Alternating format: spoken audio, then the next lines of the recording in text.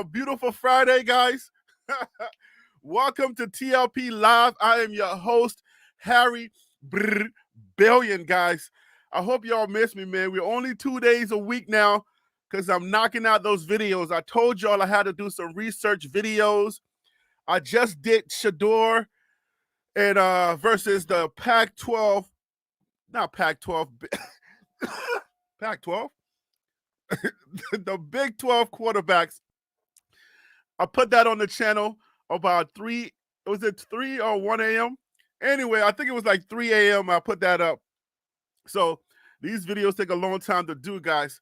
But it's free for all Fridays, guys. We're going to be Mondays, in case you don't know. If you haven't been around and you didn't hear, we're going to be Mondays and we're going to be Fridays, okay? Mondays and Fridays, we're going to go live, guys, and we're going to talk about the Buffs. So welcome to the show. Today, we're going to be talking about a lot. We got a lot to talk about because, you know what I'm saying, when there's time, when you have time to fester or do whatever, things transpire. There's a lot going on around the Buffs. The guys are in the building. The early signees are in the building. We can talk about them. Coach Prime is making his media run. We're going to talk about all of that today, guys. So right now it is 12:07 on the East Coast. That means it must be 9:07 on the West Coast. Good morning, good afternoon, hello from all around the world, guys. Let's talk. I know I said it's an hour show, but on Fridays, I might go into the second hour, the second tier hour. You understand what I'm saying? Just because you guys miss me so much, right? I might go that second hour. It depends. We'll see what happens. If my guests come on here, if I get some interesting guests who have interesting inputs, all right, because we don't want people to just come on here and just be like, yes, that's not a good guest, okay? If you're gonna come on here, guys, I want you to come on here and I want you to have interesting inputs. All right, just be respectful of other people's comments, other people's thoughts and opinions. That's all I ask for. But if you're gonna come on here, you gotta have something to say, or I'm just gonna be like, all right, man, we gotta go. I only have 10 spots. But anyways, right here, this is how you call into the show. Join TLP Live at gmail.com. It's real short. All right, you can say joint if you want to do that. Joint LP Live at gmail.com. Email me, guys, because the show is very short now. So we got to get the guests in so that we can hit these topics. We can hit them and run, okay? So join TLP Live at gmail.com. That is the call-in number or address. You email me. I send you a link. You come onto the show. You share your opinions based on whatever we're talking about. And it's free for all Fridays. So you can bring up a topic as long as it has to do somewhat around the Buffs. We'll talk about it. A little bit of housekeeping, guys. Do me a favor, smash the like button, guys. If you smash the like button, we can get more people watching. People are at work. This is a little bit of, you know what I'm saying? This is kind of like a little bit of pastime for them, okay? So let me know, guys. So smash that subscribe button. Smash that subscribe button if you're not subscribed. Also, hit that like button. This like button is going to send the video to other people. The algorithm is going to be like, oh, they like him. He's live. They like him. Let's get other people to join the live in case they don't know that we are live right now. Let me say hello to my guests currently and that are in the chat. I know a lot of you are working and you can't be in the chat. You're just listening. It's all good. Thank you so much for joining us. Let me say hello to who's in the chat and then we'll get going. All right, guys, let's go. Who was first? Honestly speaking, what's up with you? Hope all is well. Hope you're still around. I know you was here earlier. You probably jetted out. Oh, they're commenting like 5 a.m. I don't know that they're here. Peter commented about 7:20 a.m. I don't know if they're here. Anyways, they may not be here anymore, but let's talk to the people that are here. Timothy Smith, what's up with you? Dallas is in the building. East Coast Cav says no sound. I know. Chanel all day. What's up with you? Out of my mind. Hey, what's going on? DC Carson Music. Hey, man, I hope you called onto the show today. There's a lot to talk about, man.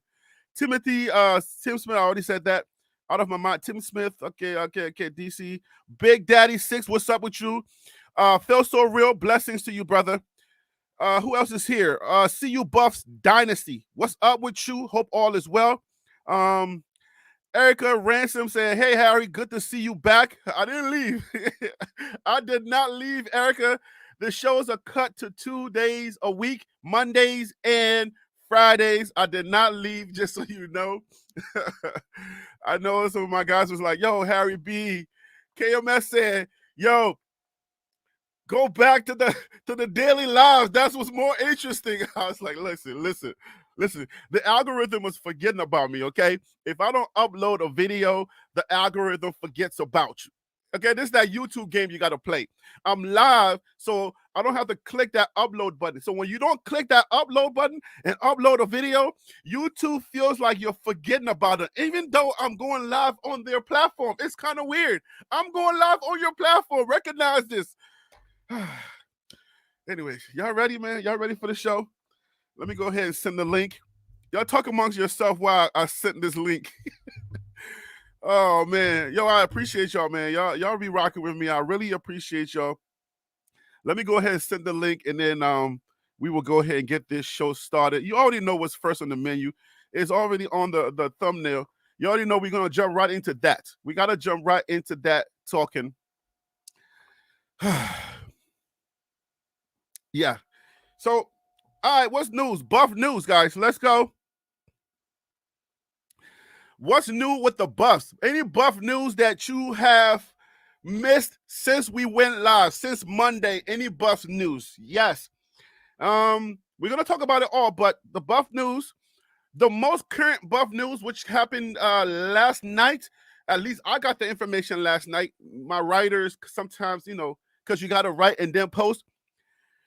We got a news yesterday that Colorado did sign another DB. And the DB is actually from it's a former Jackson State player that is transferring from another school. So give me a second. Let me give you that info real quick. Let me see if I can pull that up. Safety Sherman Smith commits to Colorado. So safety Sherman Smith committed to Colorado. And so he played with Coach Prime already, or he played for Coach Prime already, so they're familiar.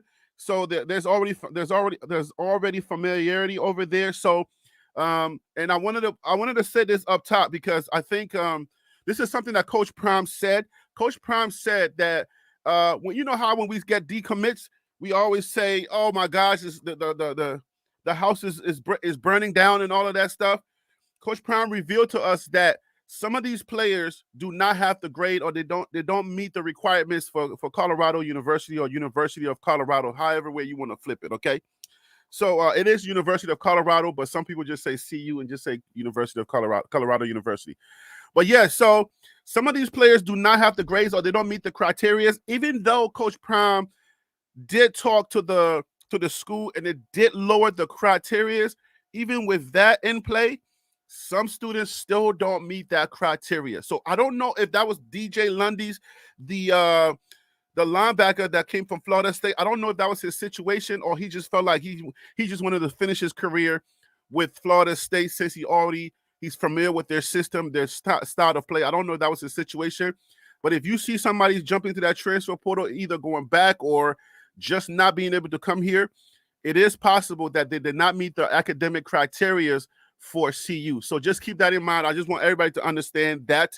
All right. So I will say this though, because I feel like if you're going to jump into the transfer portal, and if you're going to commit to Colorado, I would say check the school, check to see what the criteria are. You want to make sure that your classes are going to transfer. This ain't some little push a button and we in. This is real life. This is school going on here. So your transcript and all of the classes that you are transferring from your previous school, you got to make sure that you have enough credits. And some of those credits may not align with some of the stuff that's already at CU. So keep that in mind when you transfer. You got to make sure that you're not setting yourself back, because if you were taking some general classes that are not at CU and does not align with the major that you're choosing at CU, you lose those credits. And then it pushes back your graduation time. So I want to make sure that people understand the dynamics of transferring and all of these players coming in. You got to make sure that you do your homework before you decide to commit to Colorado. So that way we don't have no issues. We don't have no like, oh, he's going back to Florida, or oh my gosh, he's decommitting. All of that nonsense. Do your homework, talk to your parents, make sure you meet their criteria before you commit so that we don't have no public breakup. You understand what I'm saying? Those public breakups are kind of weird. And it makes us feel like, it makes us, the fan, feel some kind of way like, oh, you don't want us? That's not nice. Don't do that, okay? Do your homework first before you come here. All right. Phil So Real said grades and credits play a big role in transfer portal. That's why all the schools have teams of people to make sure those things are in order. That's correct. You got to make sure those things are, you got to make sure that that's in order before, you know what I'm saying, before you make this public announcement. Because once you do that, then all of us creators and all of us fans, we get excited. We start going out there, pumping up, pump it up, and then you ain't there no more. And it's like kind of sad. Anyway. All right, so the first thing, so we got the commit from safety Herman Smith. Any other news? Other news, we got a 2025 quarterback Julian Lewis is set to visit Colorado January 27th. So Julian Lewis, 2025 quarterback. We're looking for Shador's replacement because I think a lot of the narrative of the fact that we have such a good quarterback, like for us to even be in the conversation of having one of the best quarterbacks in college football, if not the best, like I think it misses a lot of people because obviously we got this whole daddy ball situation. So it really misses a lot of people that the fact that we are even in the conversations for having such a good quarterback. So to be mentioned in that light, for Coach Prime to be blessed enough that it's his son, and the fact that we do have, I mean, we're building, this is our building year, or these are our building years, and we have one of the best quarterbacks, like, it's something for us to not take lightly. But unfortunately, we do. But anyways, more importantly, we got to have his replacement once he leaves for the NFL in 2024. So that's, Julian Lewis and other quarterbacks, we don't have that many 2025 commits. And we got to make sure that we lock that down. And that's a conversational piece that we talk about. We got to talk about Shador's replacement and how important it is for us to have a good quarterback. Because the video that I dropped this morning, comparing the quarterbacks, the Big 12 quarterbacks to Shador's numbers and all of that, the one narrative that I took out of that is that the quarterbacks in the Big 12 throw a lot of interceptions. I was seeing 14 interceptions, 10 interceptions, 10 interceptions. I'm like, is this a narrative? Like, what is going on? You guys are like, are interception prone. Like, what is going on? This is crazy. So having one of the good quarterbacks and like that only threw 3 interceptions, and you can argue that one of those interceptions was like not his fault at all. But yeah, we got one of the good ones, and we got to find a good replacement, because once he leaves, then what? Then what are we going to do? Now we're not going to have a good quarterback, and we can regress, because you can have a lot of good skill players, but that quarterback piece is so important that if you don't have a good quarterback, somebody who's going to distribute the ball, it's like, you know what I'm saying, you don't have your point guard. So we might regress if we don't find a good replacement for Colorado. All right, guys. So let me get my guests on so that when I talk about these points, guys, we can go ahead and we can go ahead and talk about it.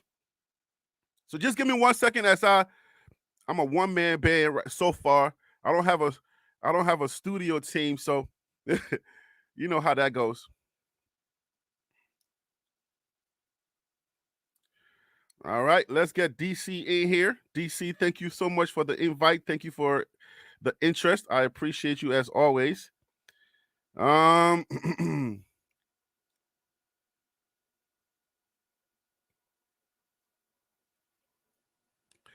right, let me get Coach Mike Lowry in here as well. And then we're going to take the first subject, guys. We're going to take the first thing that I would like to talk about. Let's go. Let's get Phil in here as well. Let's get Phil in here as well. My usual guys. We've been sprinkling in some some new faces, some new guys that are not afraid of being talked about, or yo, Scoop Brooklyn, what up with you? How you doing, man? Andre Harris, Baltimore's in the house. Shirley Kimball, how you doing? Good morning. Hi guys. East Coast Calf, what up with you? Good morning. Thank you for calling in, man. I appreciate you. Yeah, I'm coming in clear. You're coming in clear now. For a second. How you doing? How you doing, man? What's going on? All is well, man. All is well. We got a lot to talk about today. Hold on, let me bring on the other guys so before we get started. Bring that smoke, DC. Bring that smoke, DC. Who is this? This is DC. I'm no longer DC Carson Music. After last show, I am Bring the Smoke. I'm standing on it. Yes, sir. Oh, shoot. I'm not speaking prime. Say that again. I'm not speaking prime. I'm speaking. Yo, your audio is breaking up. Yo, let's do this. Okay, let's do this. Yo, fix your audio is breaking up. I said. Okay, there you go. You sound better. All okay. Right. Coach Mike Lowry, what's up with you, brother? It's been a while. What's up, man? I got snowed. Is everybody's audio breaking up, or is it just my computer slow? How do I sound? Am I good? Yeah, you sound good. You sound good. All right. Okay, cool. So, guys, welcome to the show. You know I appreciate y'all. Let me bring on Phil, and then we're going to get going with the first topic. Phil So Real, what's up with you, brother? Hey, what's going on? Thanks for letting me jump on, man. How's Brother it going? Phil. For sure. Thank you for jumping on, man. I appreciate you. Man, there's a lot going on right now. We're going to get started. Just give me a second, guys. Let me get myself situated here. Let me make sure that the guests are coming on. And, yo, it's been a while. It's, from Mondays to Fridays, it's a little bit, you know what I'm saying? It's a long time, but there's a lot transpiring. The first thing I want to talk about is what you see on the thumbnail, guys. A lot of people are making a lot of stink about the fact that Coach Prime's kids were modeling in the Louis Vuitton show for Pharrell Williams. And for some odd reason, I don't know that they understand that shows like that are planned ahead of time. You get your schedule, and then you talk about it with your coach, who happens to be your dad, and he says, you know what, just go ahead. This is what we're going to talk about. The guys are going to be okay with it. Don't worry about it. Go ahead. And I think a lot of people are missing that aspect of communication that happens. All they're looking at is the way that I feel like a lot of people just need something to just talk about.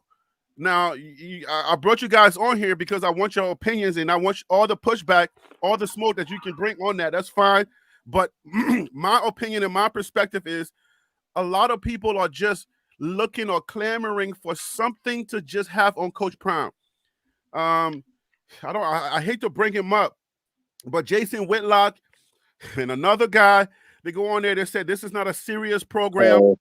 This is not a serious program. This is the stuff that they're saying, and because they have such big platforms and people are going to write about it, and then it's going to get into the news, and once it hits the new wave, once it hits the wire, it comes to me, and I start to read it, and I start to get stuff like that. So that's what I wanted to start the show off with, and I'm going to start with you, East Coast Calf.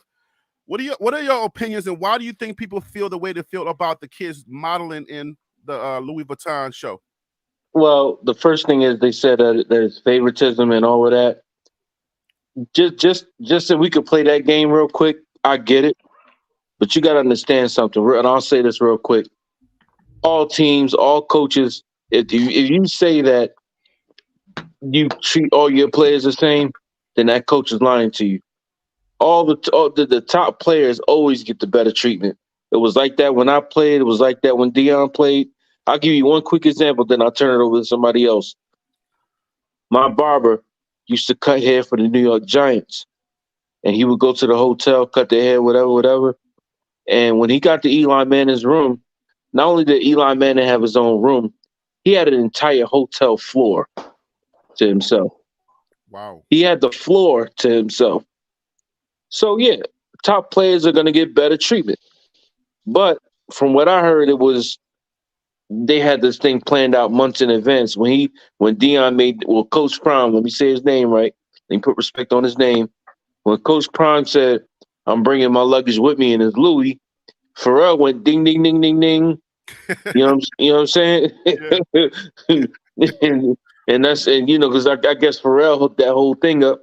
So that's typically what happened. They had this thing planned out months in advance. So if it was last minute, then I can understand.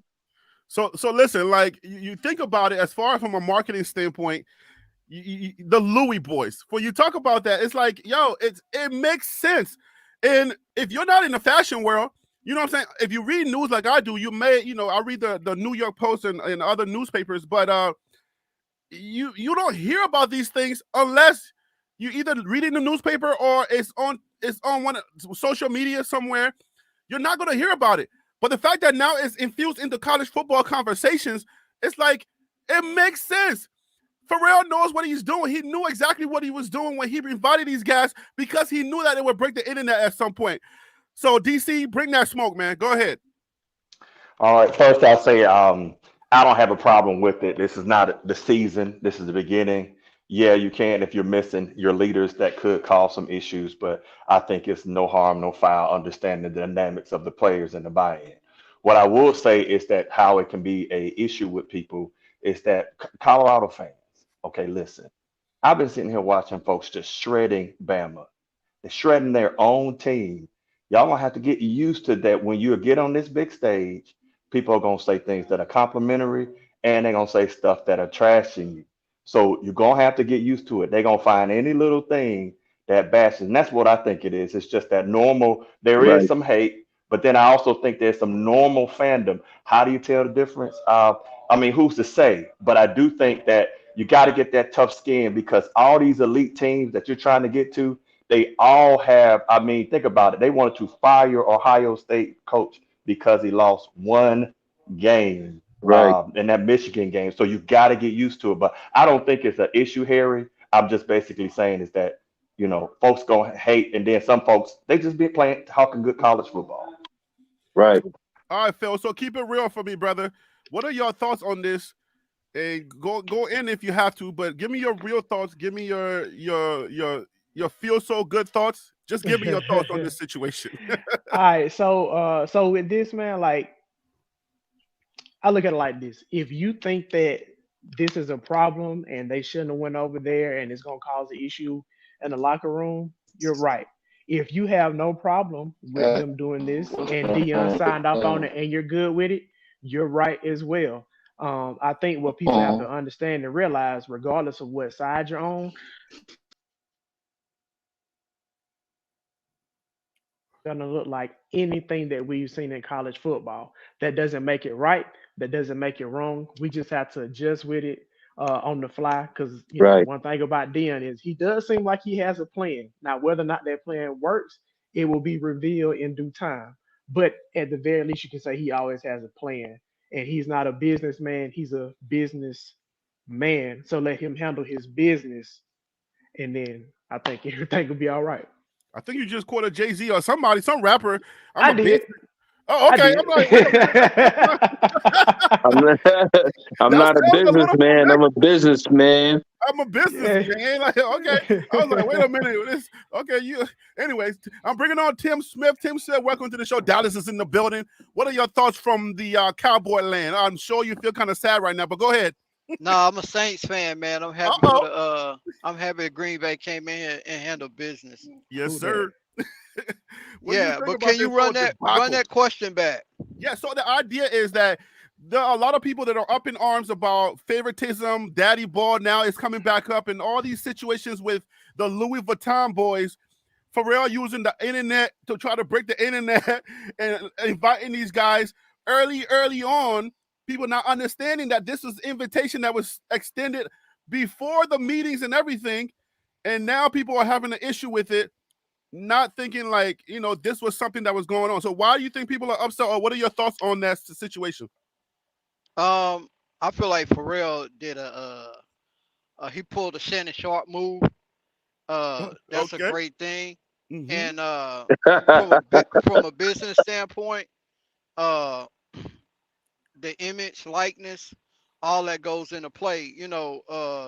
Shador Shallow, Bucky. I mean, they come from money. They dad got money, so those that sitting around hating, you know, those the ones that what I mean wish that they could be in their position. What I mean? They just mad because they are not in their position.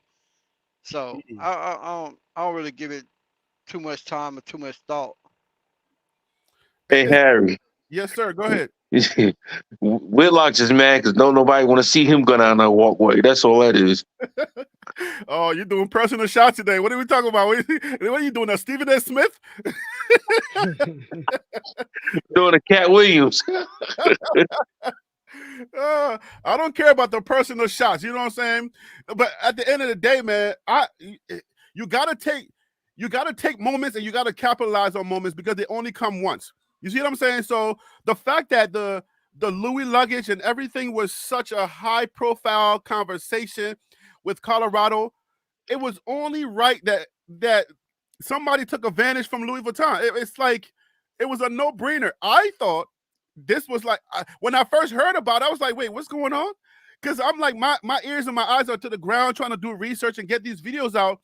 And then I hear this, and I'm like, this is the same thing that's happening when Coach Brown left Jackson State. This is how I got on.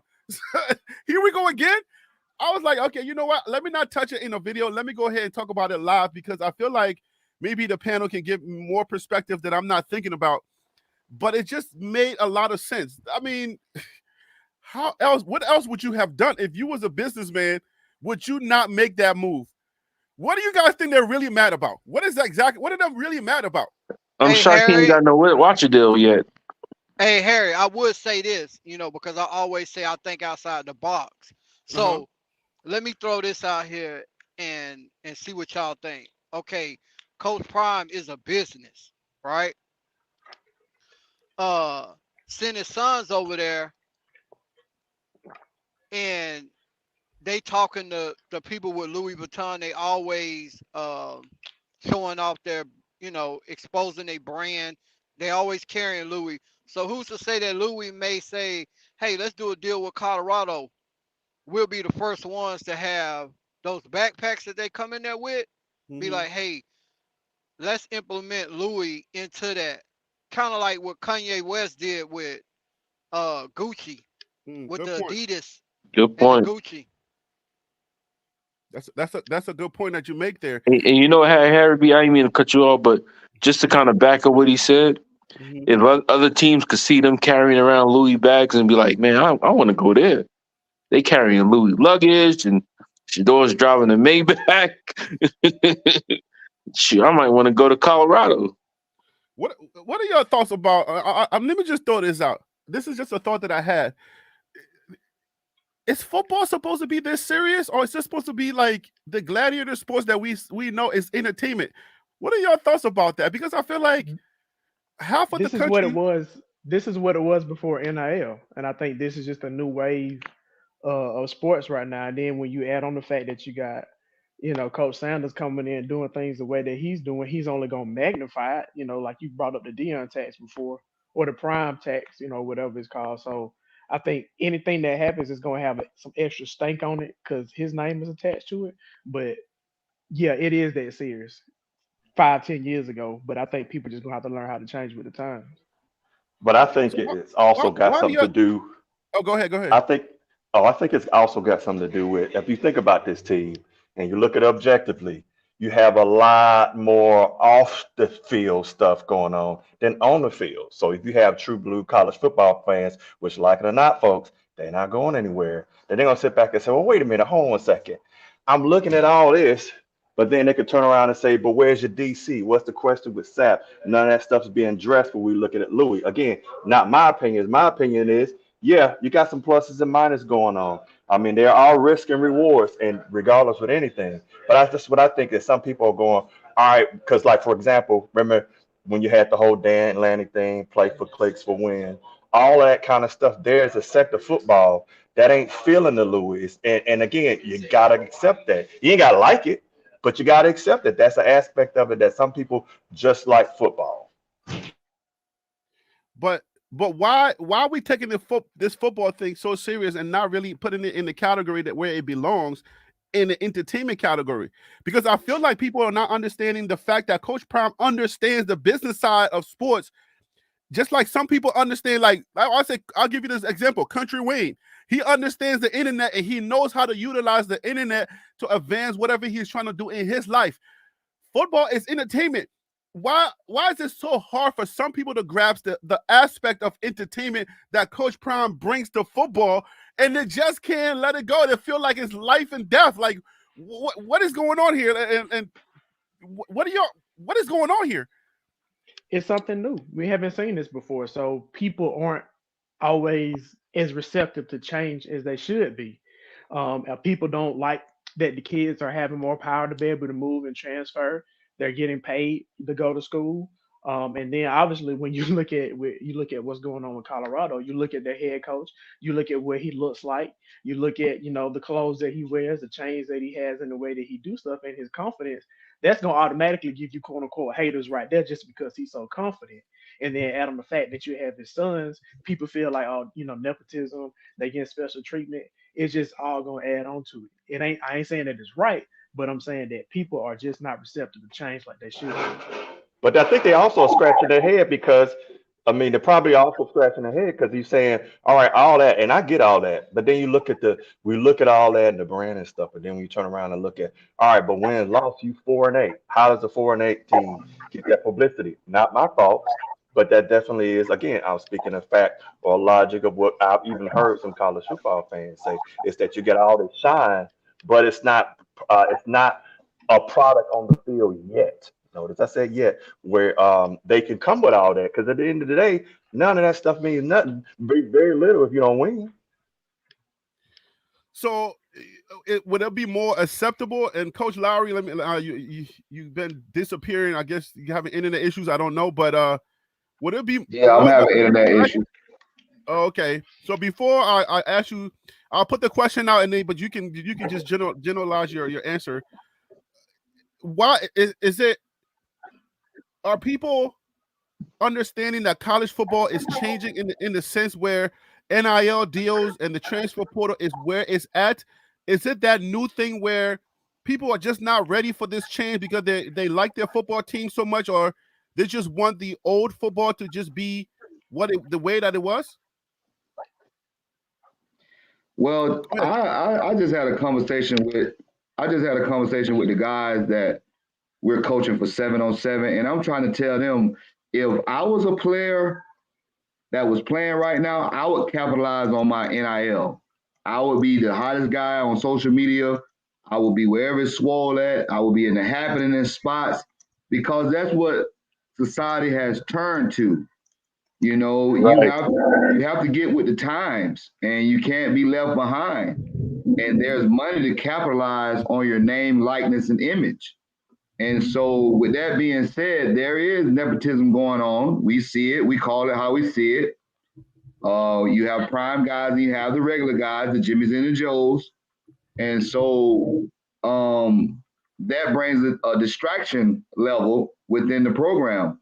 But when because it's such a new program and a new thing that is going on with the transfer portal and the NIL deals, you have to capitalize on that. So I don't see a big deal with it. But if there's a mandated date for the players to be there and other players are not there, there has to be an excused absence. And so when that is being said, you have excused absence. But you got to remember, this thing is about networking and marketing and media. And so, with that Louis luggage being a topic of conversation, and the Louis luggage hasn't risen to the Louis product, and now you see them at the Louis convention, that just brings everything into three folds. You understand what I'm saying? So the question becomes, with that being said, you guys can mute for a little bit, please. The question becomes, is it really all about winning, or is it about capturing the moment? Because I understand what you're saying. Like, the Louis is a it's a value brand, or it's a high level brand, but does it really matter at the end of the day, or people just don't get it? People don't understand what marketing is really about, because the Cowboys haven't won a Super Bowl, but they're still their merch and the way that they sell tickets is out of this world. So what is it about? Like, what? How can we accept this as fans to move forward? I So think that it's we can both. Like I said, they want the name, image, and likeness. The school wants to make money. They also want the winning, but they still want to make money. Look at Jimbo Fisher with was that Texas? That Texas Texas that he A&M. was at Texas A&M. Yeah, he had a winning record, but the money wasn't coming in. And guess what happened? They let him go. He was 7-5 in the season, something like that. When they let him go, when they let him go, he was 6-4. 6-0. 6-4. I think when they let him. You talking about Jimbo Fisher, right? Yeah, Yeah, when they let him go, he was 6-4. yeah, that's a winning record. You know what I'm It saying? is. And then they let him, and they still let him go the because day it's about the the day they money. let him go, he beat like one of the biggest teams, like about 50 points or something like that. I was Well, the like, whole thing, the whole thing, who's that? Go ahead. I can't hear you. If somebody was talking, go the ahead. whole thing. What I was trying to bring up was, when we played, or when we played the game, you didn't have NIL. You had to get it from the mud or underneath the table. And we're gonna take Dallas Cowboys for example. Dallas Cowboys is America's team, and Was no matter what, because so much of this team and the logo and the colors, you're gonna have different ethnic groups support that team no matter what. Yeah, they tired of that team falling short, but they are still supporting that team no matter what because right, of the marketing. And so you have people like Michael Irvin is so tired of what the team was built on. The team was built on winning and a brotherhood.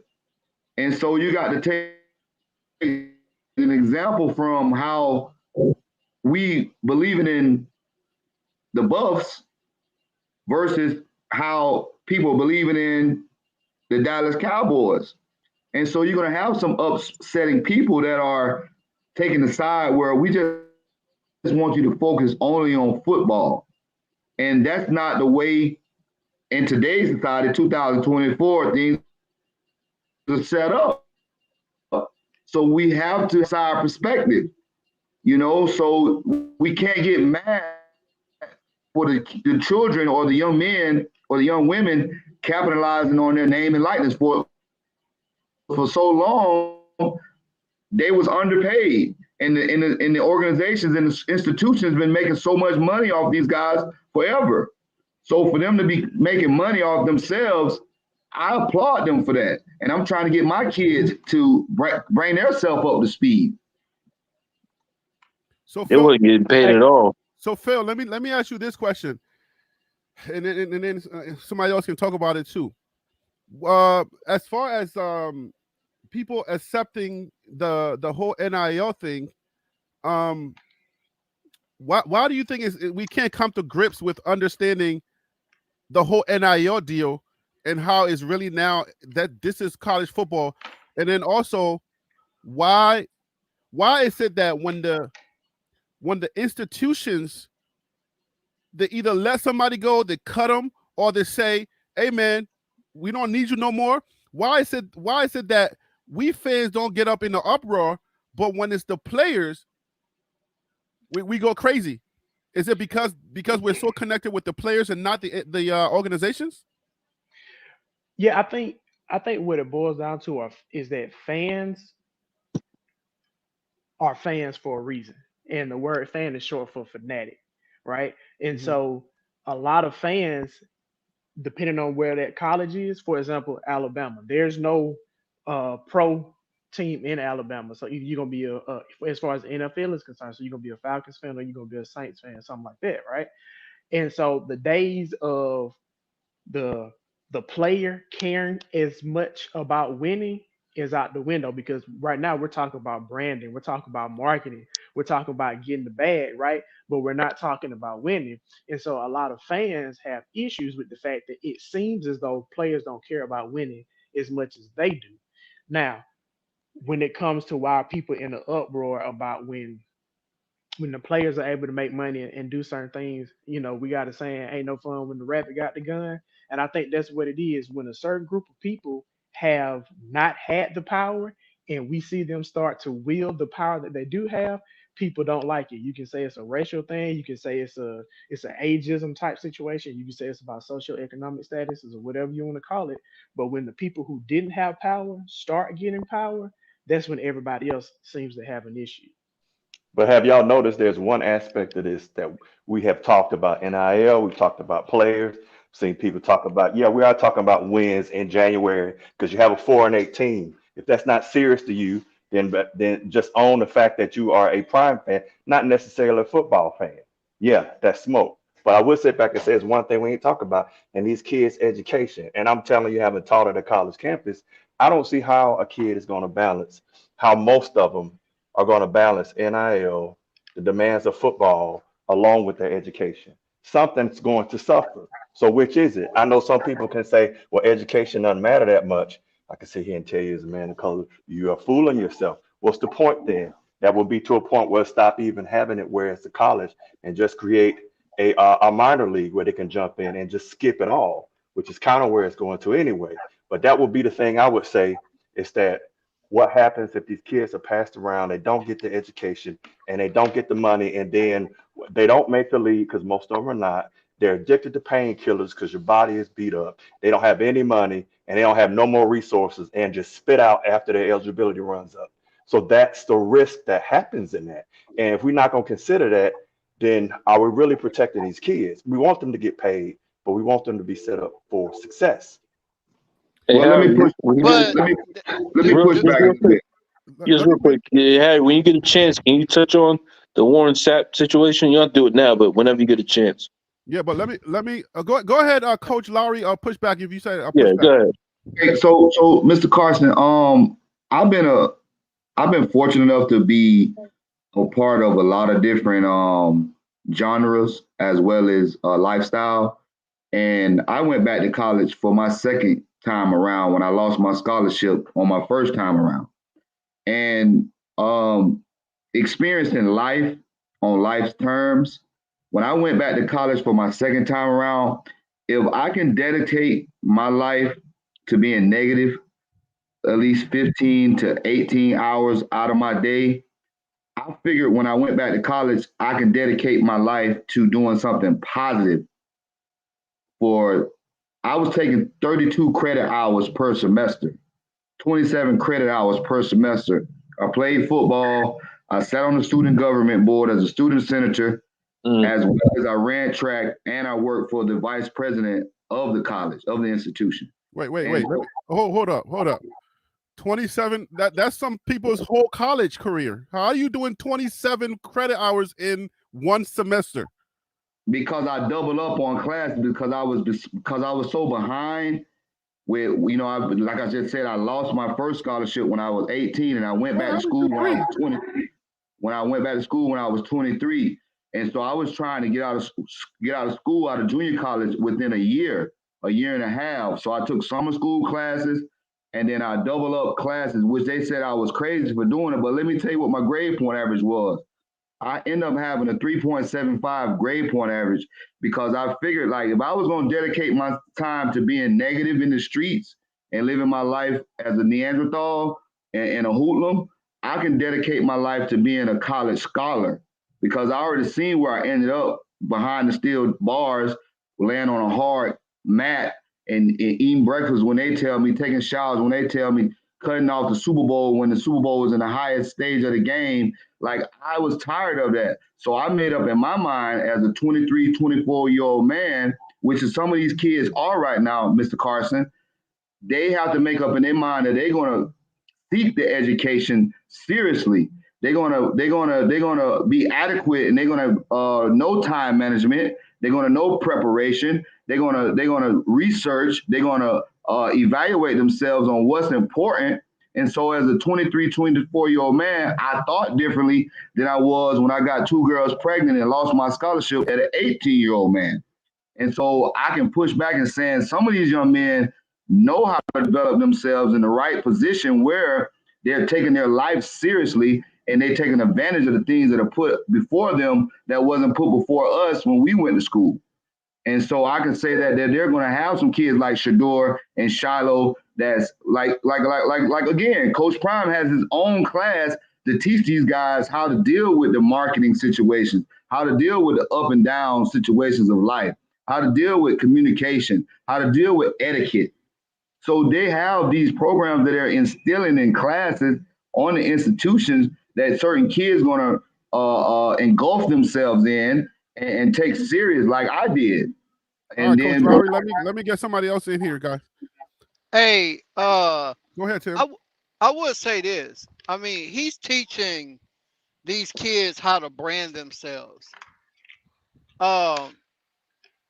With the NIL and the money that they're getting, I feel like Deion has everybody. He has the right tools in place for them to succeed because he knows that everybody's not going to make it to the league. So therefore, he understands that, and I feel like he's going to put these kids in the best position to succeed outside of football. That's a good point. Let me bring Ed onto the show. Ed, welcome to the show. Thank you for calling in. I appreciate you. Are you a first-time caller? Can you hear us? Ed, you gotta unmute. Your mic is muted. You gotta unmute to talk. All right. So Ed, I'm not sure if you're ready, but you gotta unmute whenever you're ready. I want to. Are you there? Can I? Go ahead. Oh, that's you, Phil. Go ahead. Yeah, Phil. this is me, Phil. I just had a quick point. I think Deion is trying to do a good job of setting these guys up to be successful. And I will say the one thing that I was disappointed in was when the whole situation at UCLA happened when the guys got their chains stolen. And I guess he mentioned they didn't know about insurance or whatever. And I'm like, come on now, Deion. Like, what I'm saying? You got all these necklaces and chains and stuff. I'm sure you got insurance on them. Like, that should have been one of the first things, what I'm saying, that was brought up. So for me, that was like a small situation where, like, if I wanted to give putback where he pushed back to say that he's not giving them the information like he should, that would be one of those situations. But you live and you learn. Hopefully they can move on from it, and that will happen again. Well, so you're gonna bring up a scar that I would like to talk about, but let me bring Ann on. Ann, are you there? Yes, sir. All right, so Phil just Phil, what are you doing? But no, I'm not hating. I'm just stating what happened. He said they weren't aware about the insurance, and I would have thought that, and maybe I'm wrong for assuming because you know what they say about assumptions, right? But it seems like his team would have been, informed about insurance for their chain since their coach I agree with that. got 2 of them. You know what I'm saying? I agree with that. With respect. So, Ed, do you want to respond to that, or do you want to respond to the general question about on the table about the NIL situation with the Louis Vuitton? I just think some people are always going to have something to complain about. I mean, I see both sides. Yeah, they should have been at practice, but at the same time, maybe this was something set up, a while ago. So people are always going to have something to say. People are going to have something to say about this program until the day Deion leaves, because it's a confident black man doing something right. So they always going to throw shade, man. It's supposed to be about football. How does his ex, get involved and all this other extracurricular stuff,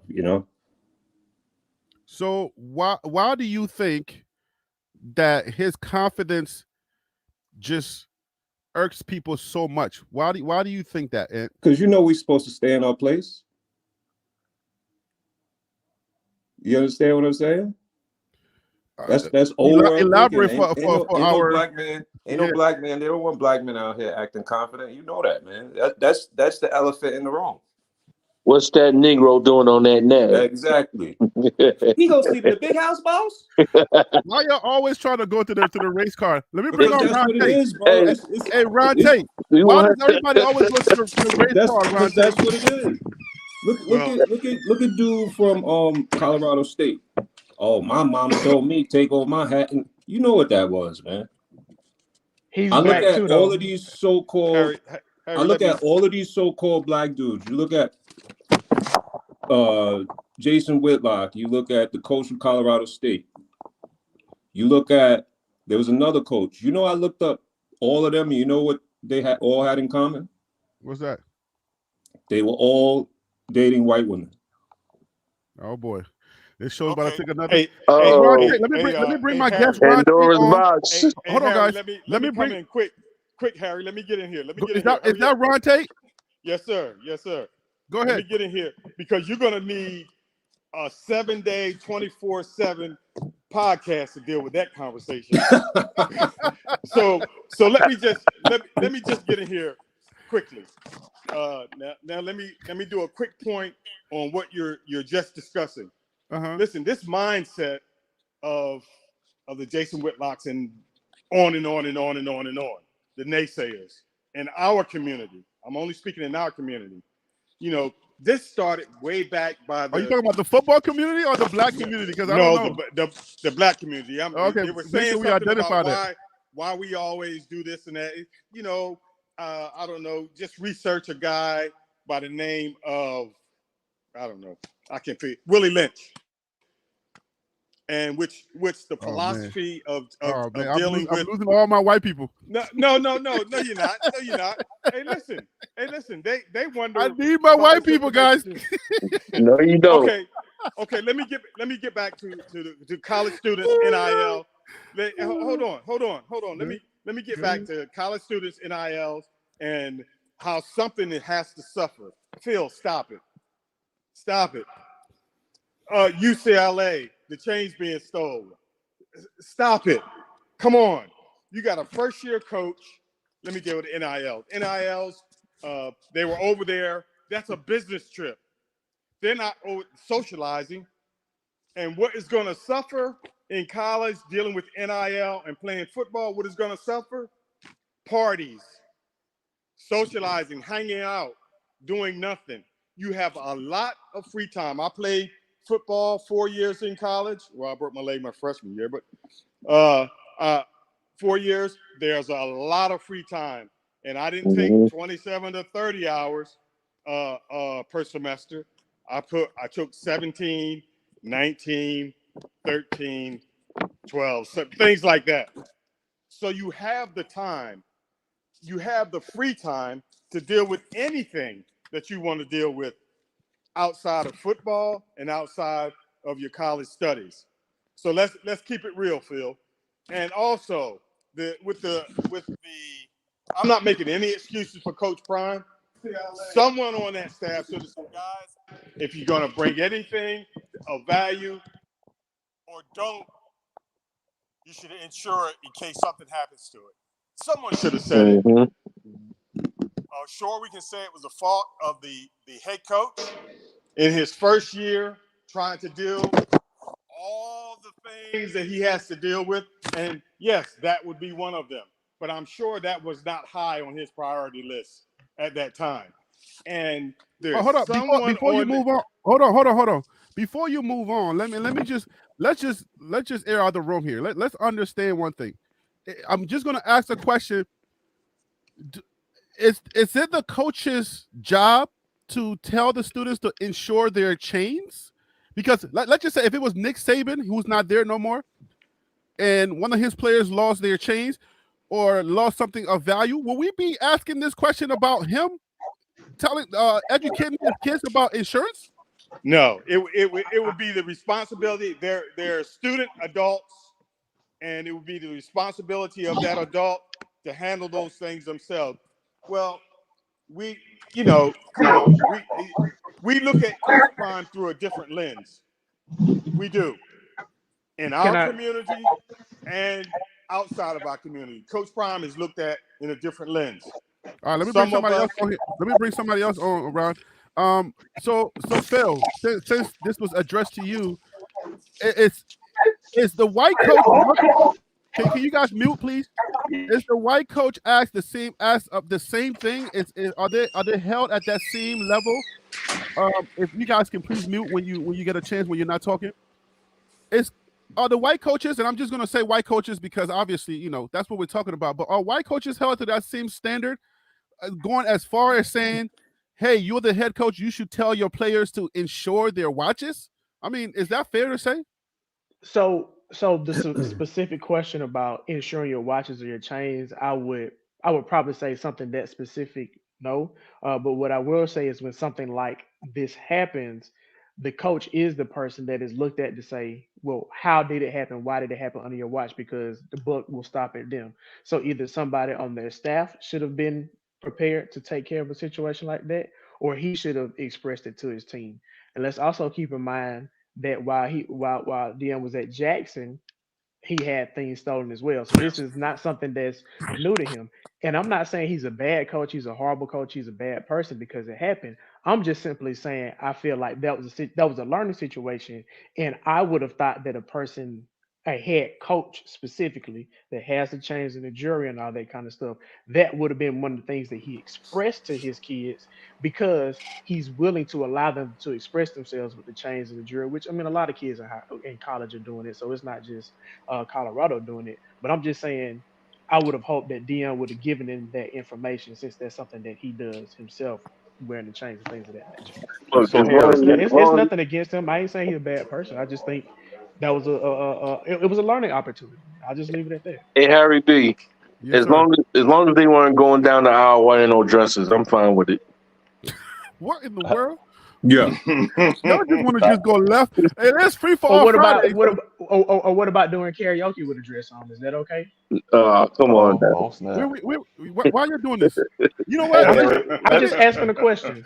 I'm just. You know what? Here, let me I give got- a perspective.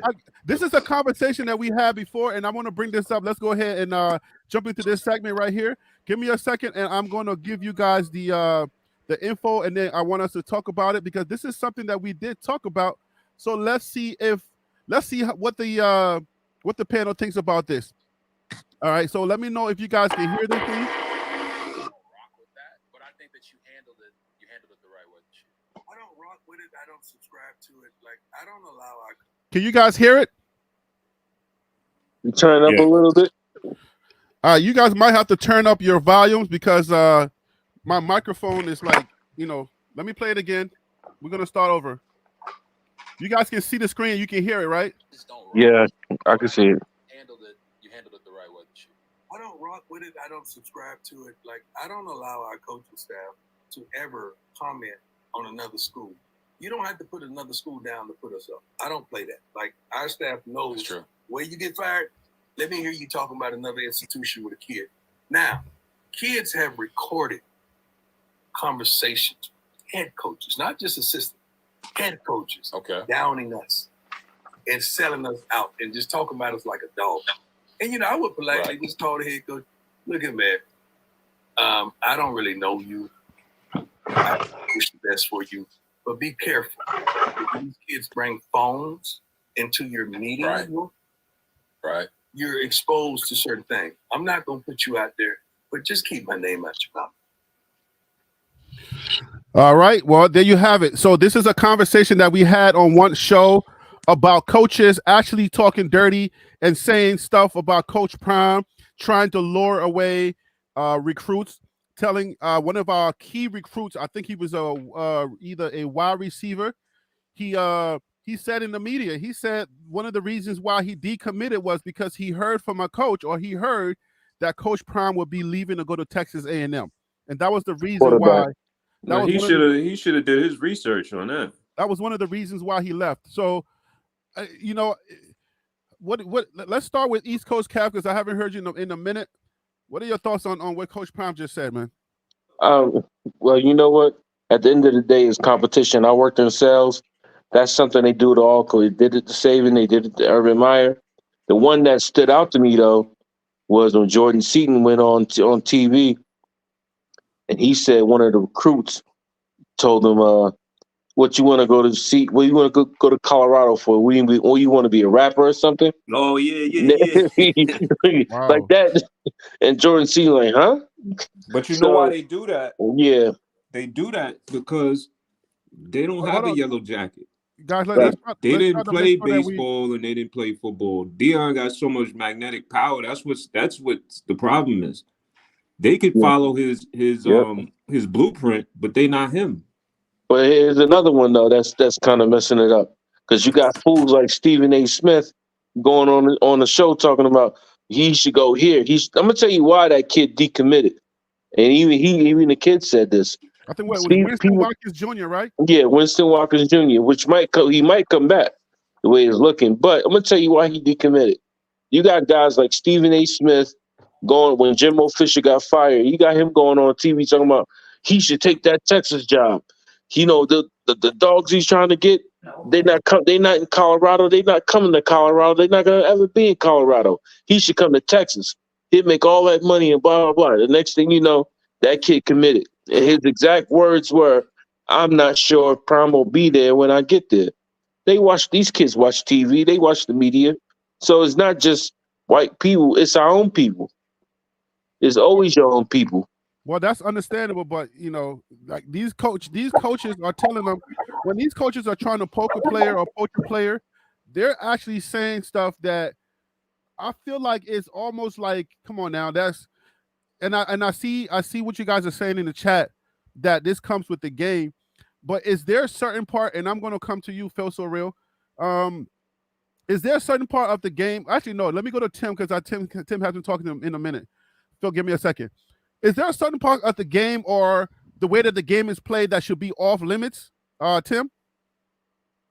No, not really, because like I said before, they're salesmen. So all these coaches and staff, they're salesmen. So I don't feel like nothing's off limits. But I will say this: I feel like other coaches don't fear Dion.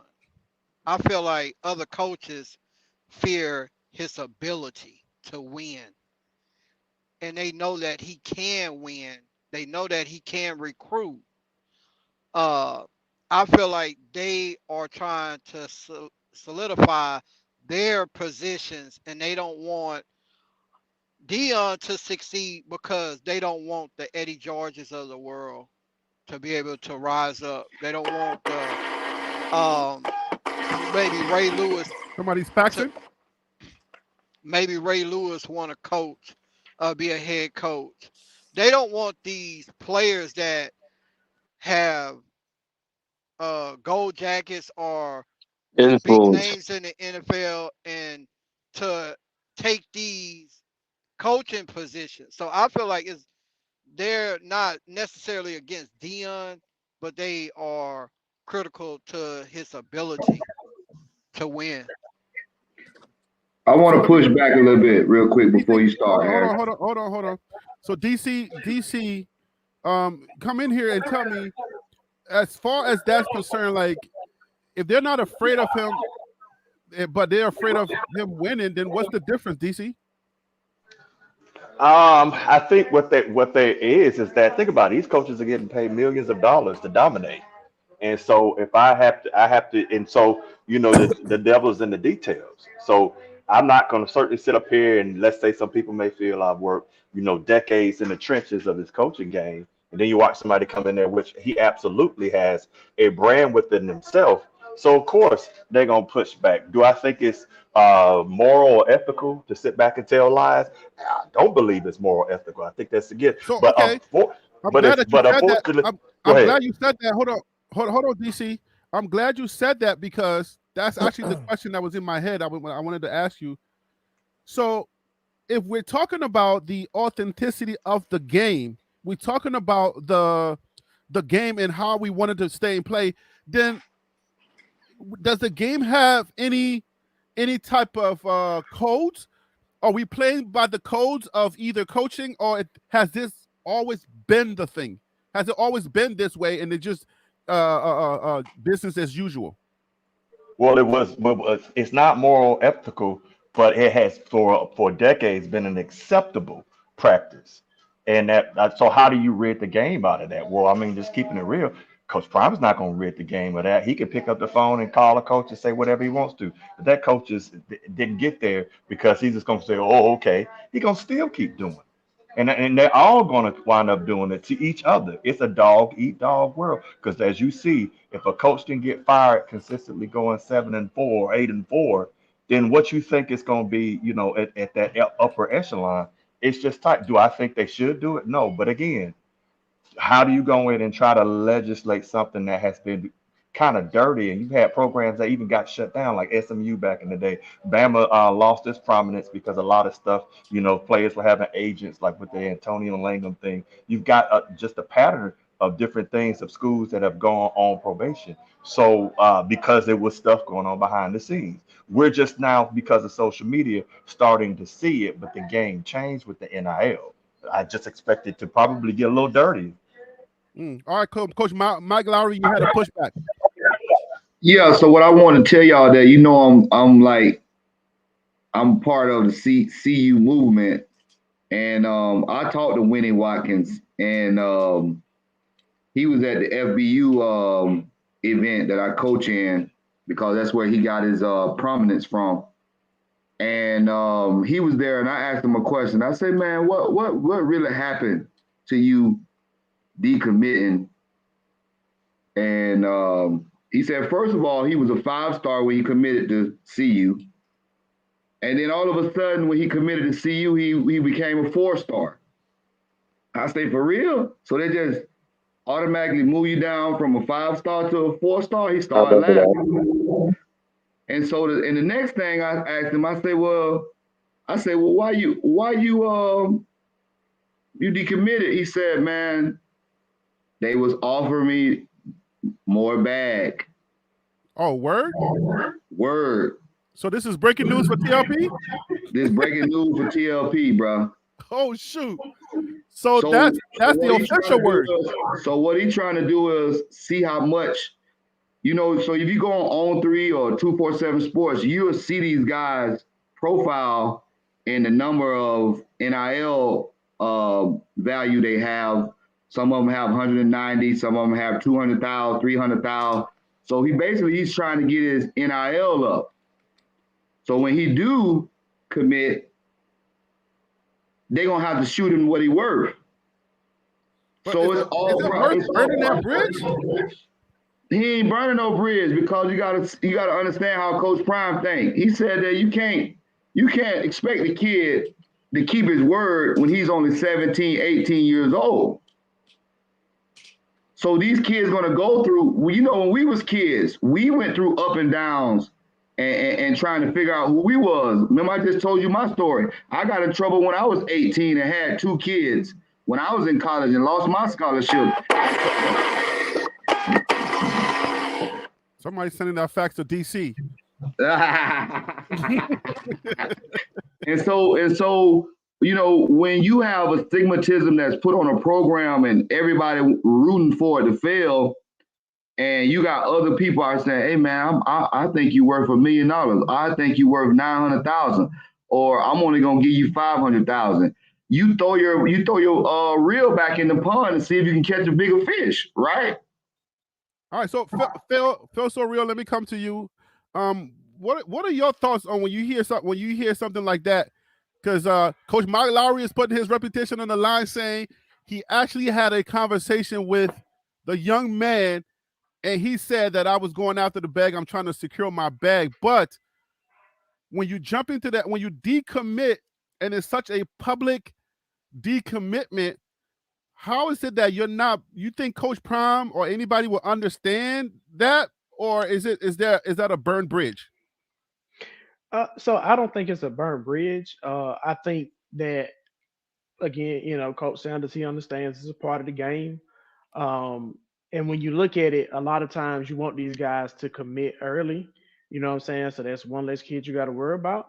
But at the same time, that commitment means nothing until they sign their national letter of intent, so their NLI. And so, that's what we had happen earlier in December. So I don't think it's a burnt bridge. I think he wants to sit back and give himself a chance to see what else is out there. And then if Colorado is going to be for him, he's going to go there. But as far as uh, the negative talk towards CU, this been going on for years. It's nothing new to it. I just think honestly, these kids are just on a different wave nowadays, and I don't know if they're looking for clout or what. You know what I'm saying? But there are a lot of stories from the past that would never get out. Whereas now these kids are willing to speak up and say something about it for whatever reason. Um, but I don't think there's any way that you can stop it from happening. Dion is aware that it's going on, and all he can do is focus on Colorado, which is what you should be doing as a coach when you're recruiting. Focus on what your school can do for a kid, not what another school got going on. Because if they come to Colorado, or if they go to your school, they ain't got to worry about what Colorado got going on, so it don't matter. But do you All right, know so that I would say just real quick? I mean, think about it. We know like what I found out that like some of these schools pay for kids just to list their team and that they're looking at because that gives them wait. Run visibility. that back. Run that back. Don't just say that softly. Yeah. Say that Okay. again slowly. So what I've heard is that, and Coach Lowry, you tell me, is that when people sit back and put out their list of teams that they're looking at, it's that some teams pay for them to put it there. If they're interested, hey, I'll give you 1,000 if you put it up there, or because that gives that school visibility. I'm not saying That's been CU is going doing on that. for years. That's been going Yeah, on for years. exactly. Right, They've right. been So doing that for years. right, and I know This, right, this is new to exactly. me. This is new to me, and I just want to highlight that what you're clearly saying is that schools, whether they're lesser known or they're a giant school like a Georgia, they will pay a kid a stack to put their logo on his recruitment. That's what you're saying. Okay, hold on. DC, his internet went off. So that's what you're telling me, right, DC? That's Yeah, facts. yes, Wow, that's I fact. did not know that. I'm gonna tell you one more thing, not to Wait. cut you Let off. DC finish his thought before you go. Oh no, I didn't have. I mean, it was basically to the point of that's how it is now because that branding you keep. I mean, think about this. How many times have you went to just a little basic bum football field and you seen a Coke sign out there? It's because they want to keep that brand in front of you, and that's the same thing I see that a lot's going on. I'm not shading CU for that because all I'm doing, and I'm not. I don't know if CU does it or not, but I would probably say since they understand branding, it probably is what's going on. But it wasn't a diss; it was just more so of a hey, add this to the conversation. Wow. Hey, Harry B, real quick, man. I Yeah. gotta say this real quick. You gotta get some moderators, man, because these trolls are getting out of order, man. You gotta mod some people up. Is that Kev? What? Is that Yeah. East Coast Kev? What's Yep. going on with the trolls? What's happening? The trolls are out of control, man. Kev, didn't I see you leave a show because of the trolls one time this past week? Man, you getting out of control, man. You I gotta get some saw order it. in here. Yeah. I saw that. I was like, come on, man. But continue. Let me back up. I've been known as the troll slayer. So if you ever have that thought and that consideration, you can mod me or somebody up. But mod somebody up, man, because these trolls are out of control. This Carolina boy 617, he's the number one troll. I'm like, if you don't like Dion, I think he's a Dion fan on low. He just wants to troll. But if you don't like Dion, why are you here? Well, I mean, I like different opinion. What I like to do, I would say, let's keep it as long as we keep it respectful. I don't want a bunch of Dion lovers in the chat or in the conversation.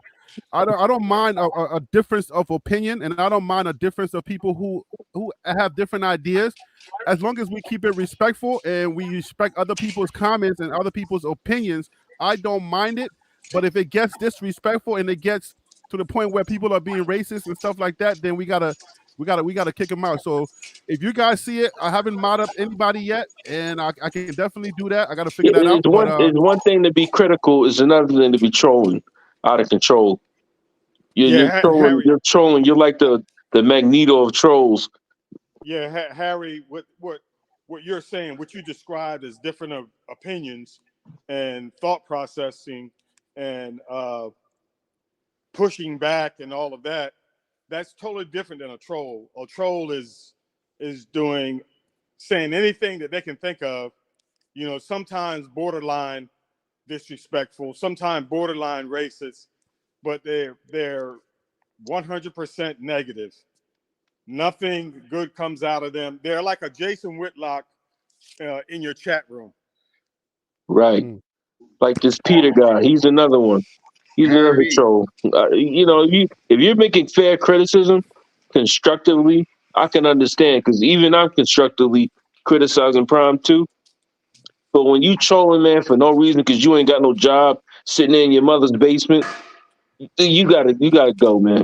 Well, I But don't want to get it's your personal because channel. people have different situations. I don't want to make it personal. Wherever they're sitting at in the basement or whatever, that's their situation, and I'm not that guy to shame people for their situation. So, but anyways, I'm just gonna say this general comment, guys. You are in the comments. Please keep it respectful. I will figure out the whole moderation stuff and appoint some people. But for right now, let's continue the conversation, guys. And if you can mute if you're not talking, because I'm hearing a lot of feedback. I have another thing that I want to play so that we can discuss it. Like I said, I'm gonna let. Harry, before you move on, I was just trying to give you an example of how you see the money being paid to a high schooler. You remember when Seaton was on Hold on, guys. I'm getting a lot of feedback. Can we either mute or lower down our volume? Go ahead. you remember when Seaton was on for Undisputed? Yeah. Did you remember that big old necklace he had on? Go ahead. Where you think that necklace come from? He hadn't even signed his letter of intent yet. Where you think that necklace came from? I mean, I can't assume that the guy don't have money. I can assume that kind of necklace, that's like a almost an $80,000 necklace. You don't have to wait until you're in college to sign an NIL deal. You guys understand that NIL is in high school too, right?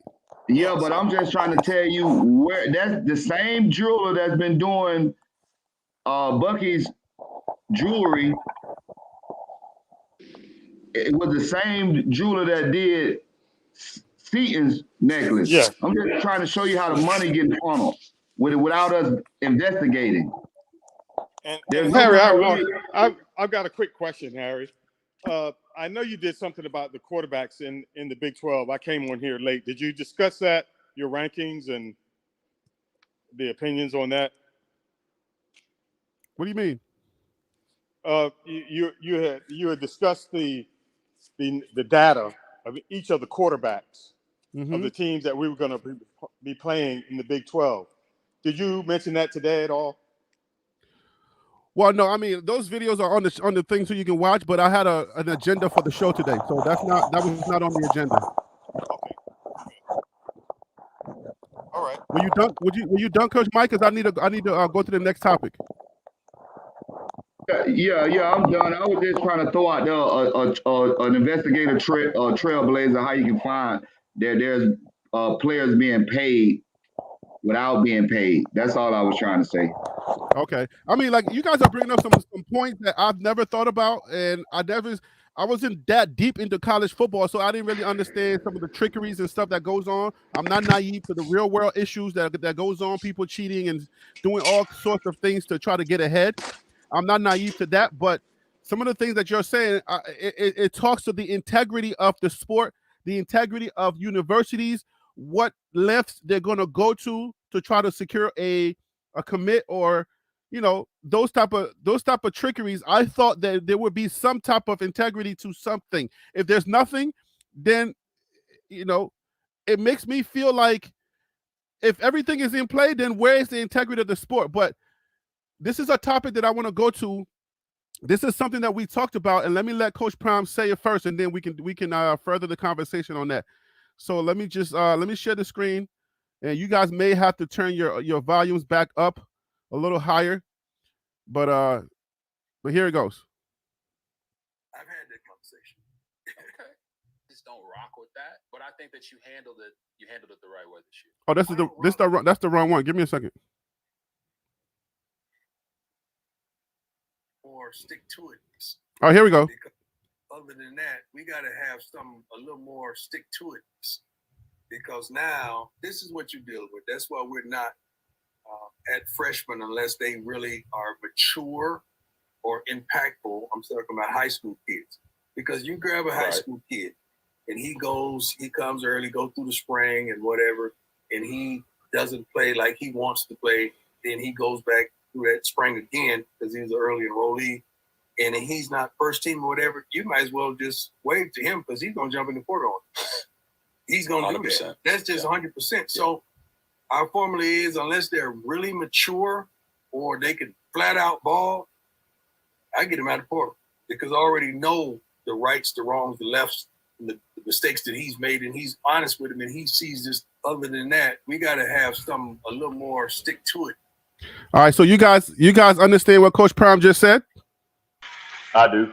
Okay, Yes. so the idea is this is something that we discussed, and we discussed recruiting and the level of the percentage of recruits that Coach Prime gets from the transfer portal, 40% graduate, undergraduate, and then 20% high school. And he's furthering that conversation, letting us know that he's going to only take a few high school students, and the level of thinking, the level of process that he's just displayed, letting you know that when a high school student doesn't have that stick-to-itness, when they have that little when they have a little bit of adversity at wherever they are, they jump into that transfer portal because they feel like they're not getting what they came for, especially like, Winston Watkins Jr. said, I was a 5-star, now I'm a 4-star, and you come in as a freshman, you are a 5-star, you're feeling yourself to a certain level.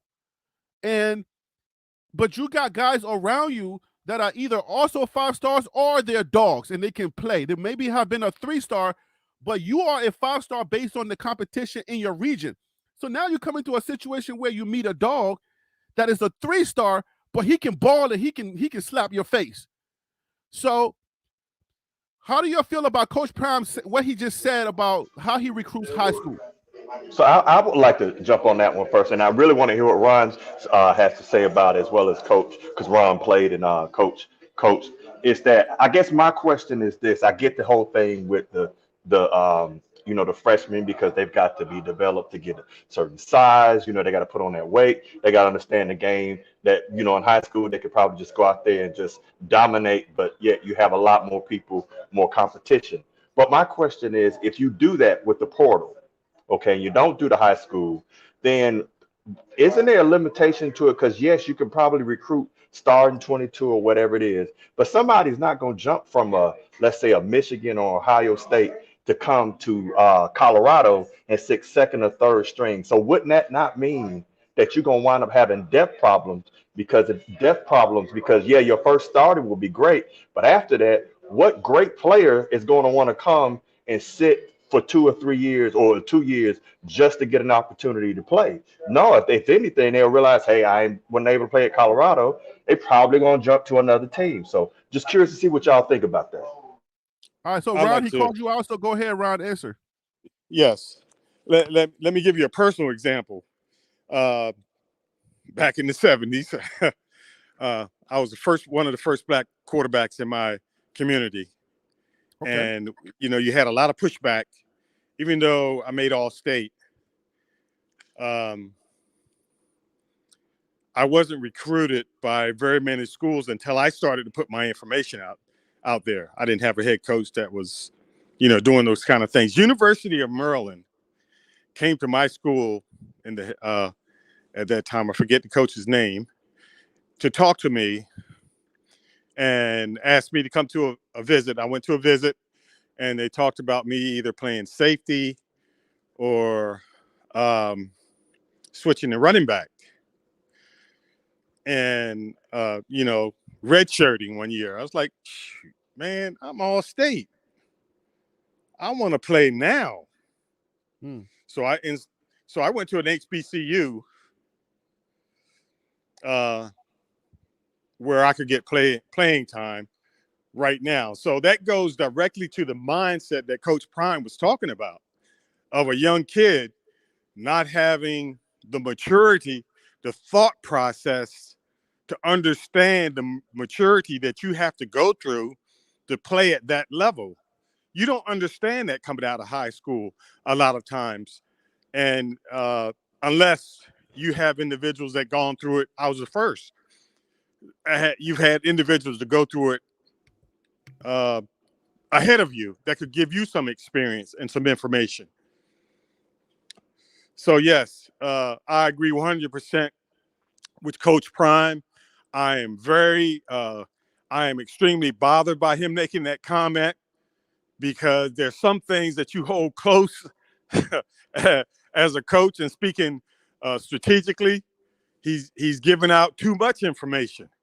I mean, I know there are individuals mimicking his process at other schools, and for him to speak on that, and as successful as he's being so early, shoot, they're going to be doing the same thing.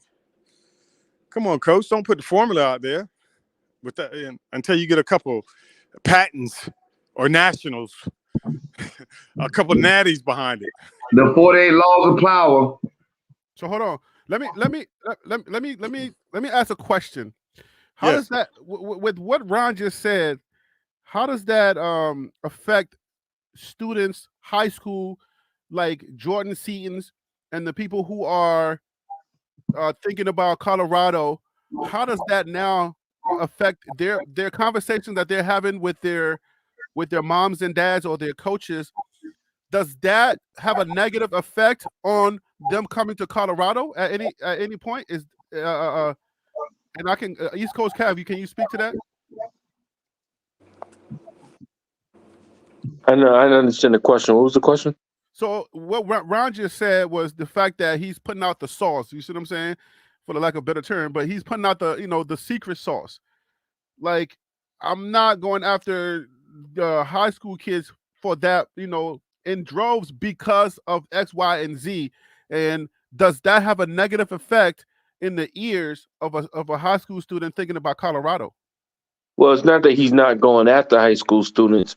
Is you gotta understand the high school students they don't really commit like they should. So just like this Winston Watkins kid, he didn't commit like he was supposed to. So he's gonna go on a portal and get more experienced players because he's trying to win now. So I can understand why he would say, you know what, let me get some experienced people that played that are ready for the NFL because he would same thing Saban did for all the trolls talking about their god Nick Saban. Nick Saban did the same thing. So there's nothing wrong with getting more players that are in the portal that are experienced and ready to play. I don't have a problem with it. So Phil, let me come to you and ask you the same question, but in a different way. Mm-hmm. It's understandable that is your policy, that is your philosophy, but when you put it out there in public, does it land? How does that land in the ears of a young person trying to commit to Colorado or another school? I don't think it's gonna hurt guys coming out of high school too much. I think if you listen to what he said he's going after a specific kind of guy from high school. So if I even get an offer from Colorado, then that means he thinks highly enough of me, whether I'm a 5-star, 4-star, 3-star, whatever I am. If Colorado thinks highly enough of me to recruit me, and they don't like going after high school players, then to me that would seem like an honor. Now, if you want to give pushback and say, will this method work? That remains to be seen.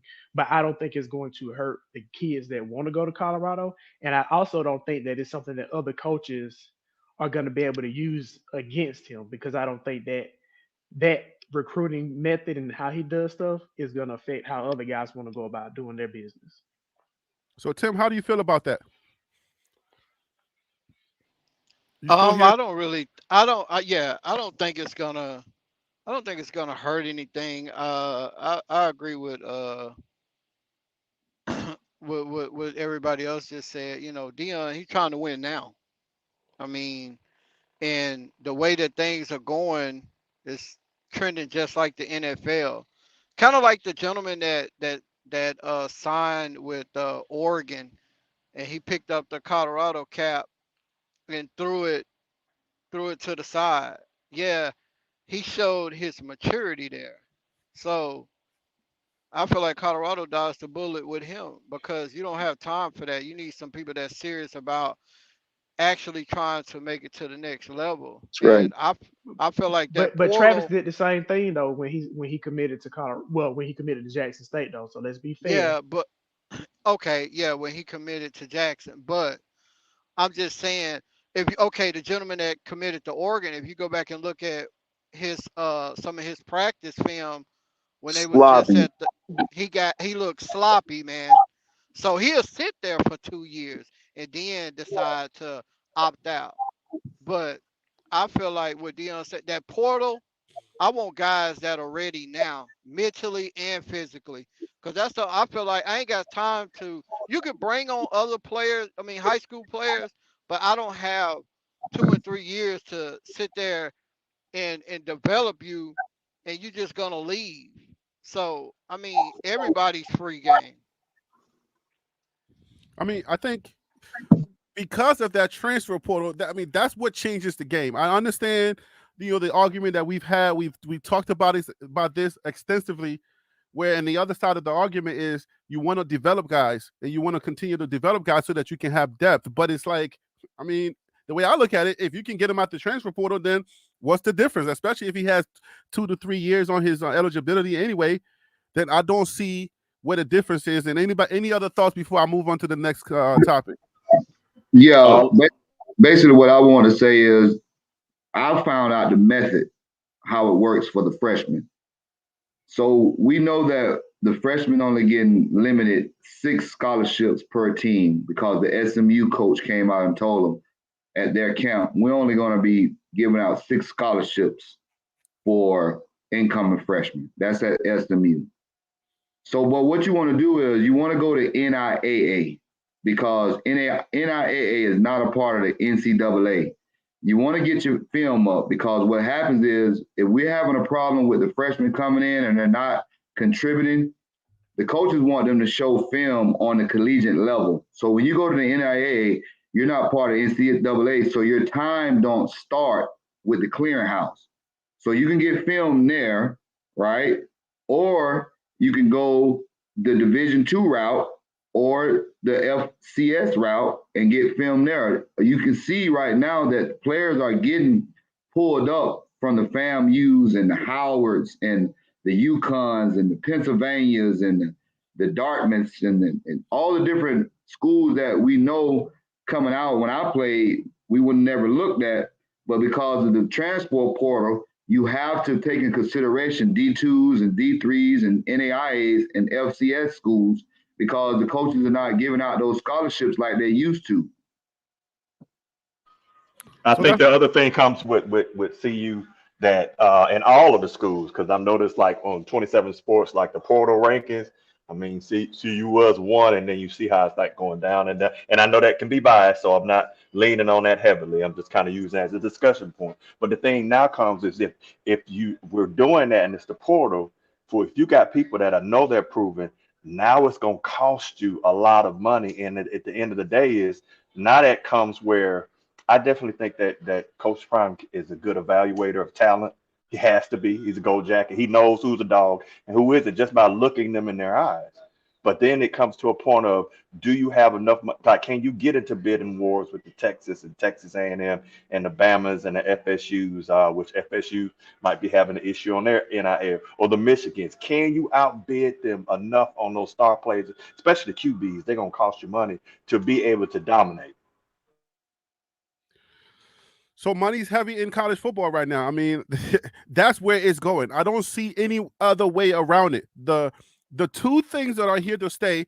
Now, obviously, with any rules or with any laws, we're gonna have to adjust it for it to work for our system. But the way that it's looking, the 2 rules that are gonna be staying, or the 2 things that are gonna be a part of college football for the foreseeable future, it's NIL and it's transfer portal. All right. Those 2 things are not going. You don't tease red meat in front of a pit bull and pull it back. He will bite your hand off. You know what I'm saying? So it's like that's not going to happen. It's not going away. The advocates and the people that are winning right now, the people that are actually part of the whatever NIL deals there are, their businesses are winning, and they will advocate to the bone, and they will go down fighting. You cannot take it away because business is way too good right now, and money drives everything.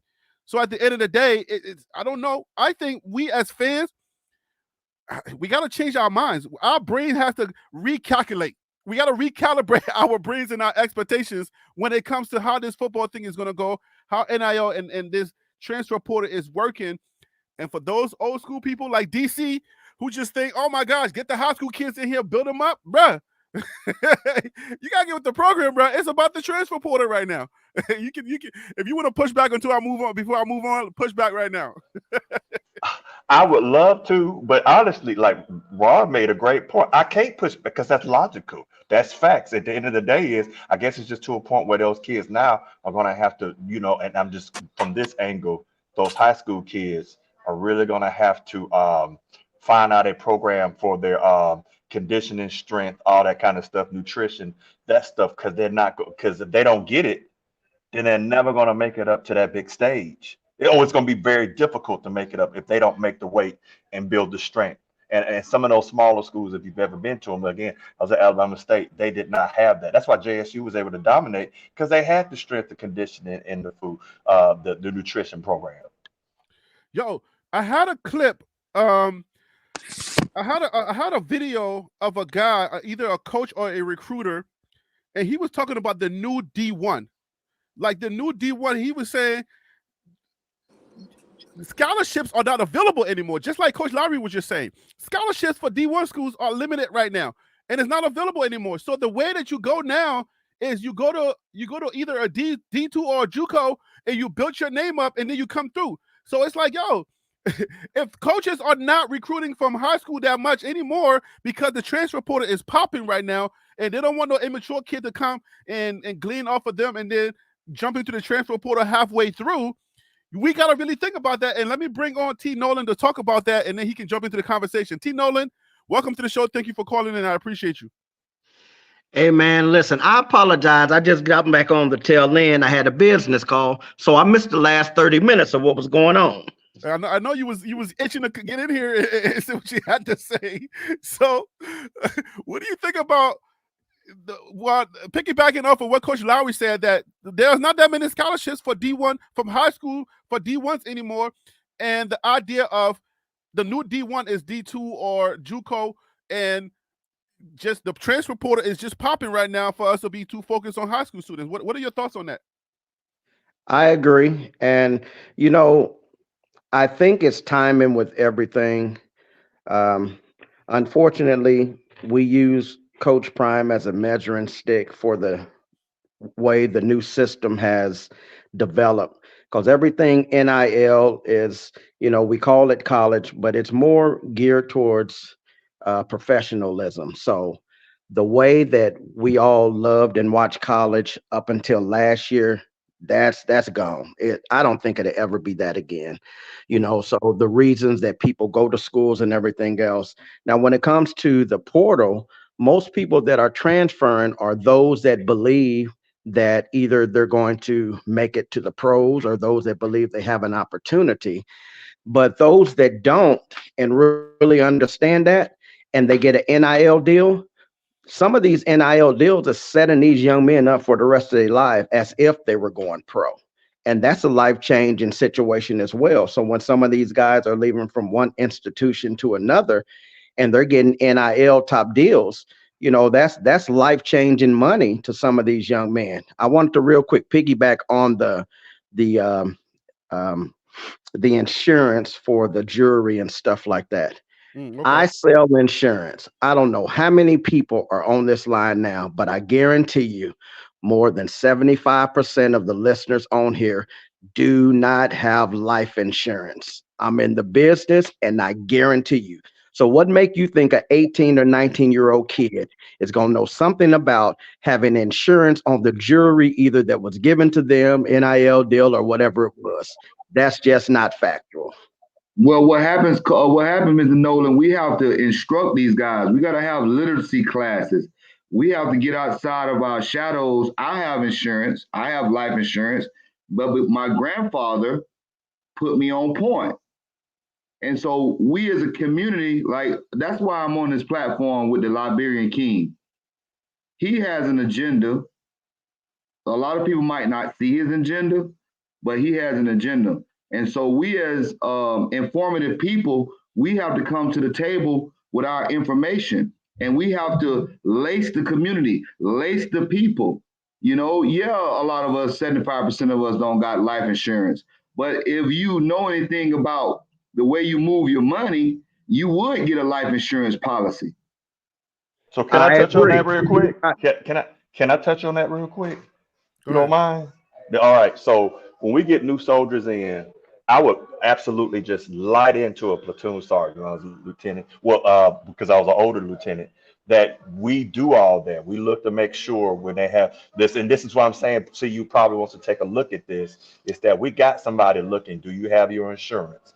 Is your money straight? Do you have a budget if they're having issues? If they bouncing checks, if somebody's coming in to repo something, because sometimes what's gonna wind up happening is if y'all not careful, they'll have predatory lenders out there. Well, yeah, I know you're getting this NIL money because they may not give them all that cash up front, but I tell you what, I'll let you borrow X, Y, and Z at like 28% interest, but they don't tell them it's 28% interest a day. So they're really gonna have to have people that are with them that will help guide them through all of that stuff from the minute they get there. Because if not, you're gonna have a huge problem. I can tell you and sit back and say how I've watched soldiers do bad things for money. To include, they had a $400,000 insurance policy. They changed it. A week later, they took their own life, and mama was left with nothing.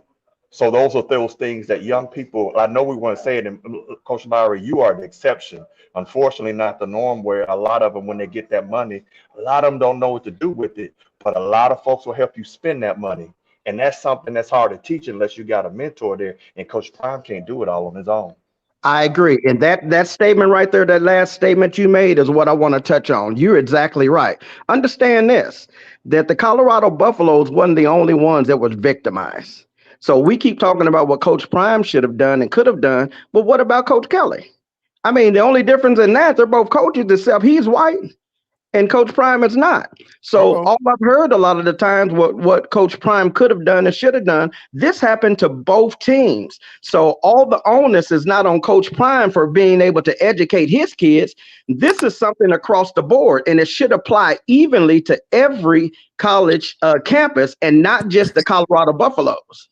Well, I mean, to be fair, they don't have a well-off media, and their kids, we don't know what's happening in their camp because we don't have an eye in their camp. We don't have no eyes and no ears in their camp, but we do here. So that's why to just be fair, that's why we talk about it. We don't know what I understand that, Harry B. But guess what? They got introduced to well-off media at the same time that all of us did when we found out information. In fact, they're the ones that volunteered the other missing piece to what was going on. But I'm just to push back a little bit. I think the onus is more and it's bigger than just being on Coach Prime, how he should conduct himself. You know, it's kind of, it's not backwards, but it's kind of sad that, you know, he's an outlier, but he's yet the example for how things should be. And for as long as college sports has existed, it's always been different than what it is now. He's an outlier. So let me make this point. It's gonna sound funny, but y'all do know that when we're trying to grow channels and we're trying to have these type of discussions, y'all do know that the black faces like mine, when the white guys see it, they be like, oh Lord, if I go over there, they're gonna talk something about race. So do y'all understand that they be afraid to hit that button because when they see our faces a little difficult because they think that we're gonna talk about crazy stuff?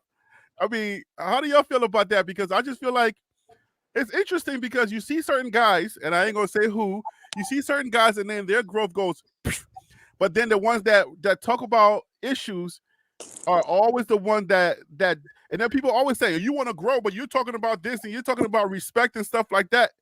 Is it not would like hip hop praises now the snitch and the people who do the killing? Is it bad for somebody like me to demand respect from people's comments?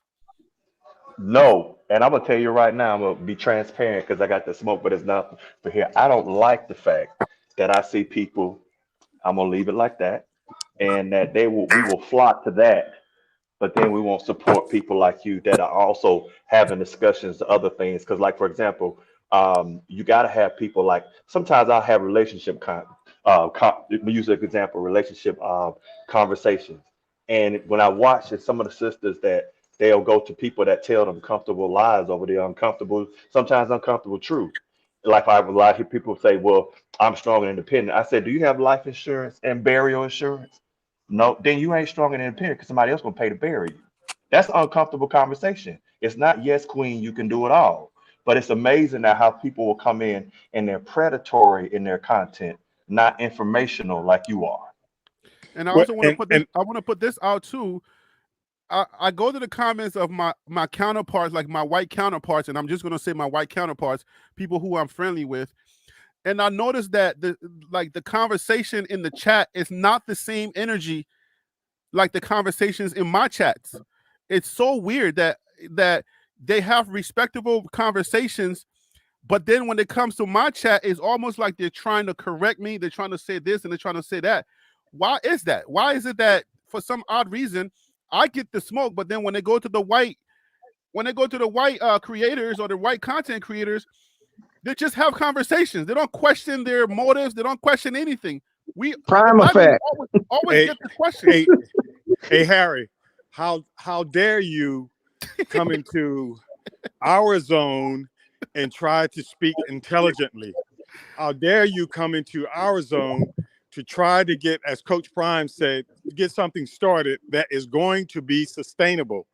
Those naysayers, those negative nannies and Davids or Shaquille's and not Shaquille, I like Shaquille. But anyway, go across the spectrum. Those individuals that want to hate and spit out hate, no matter what, they are not sustainable. But when you do something that you are doing, Harry, it may not blow up as fast as the hate mongers, but it is sustainable because it is rooted in something that is more, I want to say more firm. It's rooted in something that's more firm when you're talking about statistics, when you're talking about actual facts, when you're having on individuals in your panel that are intellectually intelligent and someone that's speaking to information that is going on now or that is information drawn on from experience. So one difference is that you are putting on something that is sustainable, and the hate mongers won't last long. Hey, And Harry B. And one other thing, welcome to America, Harry. Yeah, welcome to America. I've been here since '89. I'm still getting welcomed. Yes, sir. Well, Harry Yes, B. sir. Here to steal a quote from Dan Lanning. They're worried about clicks, and you're grounded and rooted in substance. I couldn't help myself, but to say this, man. Listen, check this out, they though. can say And that. all kidding aside, Harry B. This is my last That point. was perfect. This is my last point. All kidding aside. You have created a platform. Yes, most of us, all of us are bandwagon. We're jumping on, whether late to the party or been here from the beginning. You have created a platform that is going to exist well after if Coach Prime leaves or stays. You have created something that's far bigger than a bandwagon buff, and you need to understand that.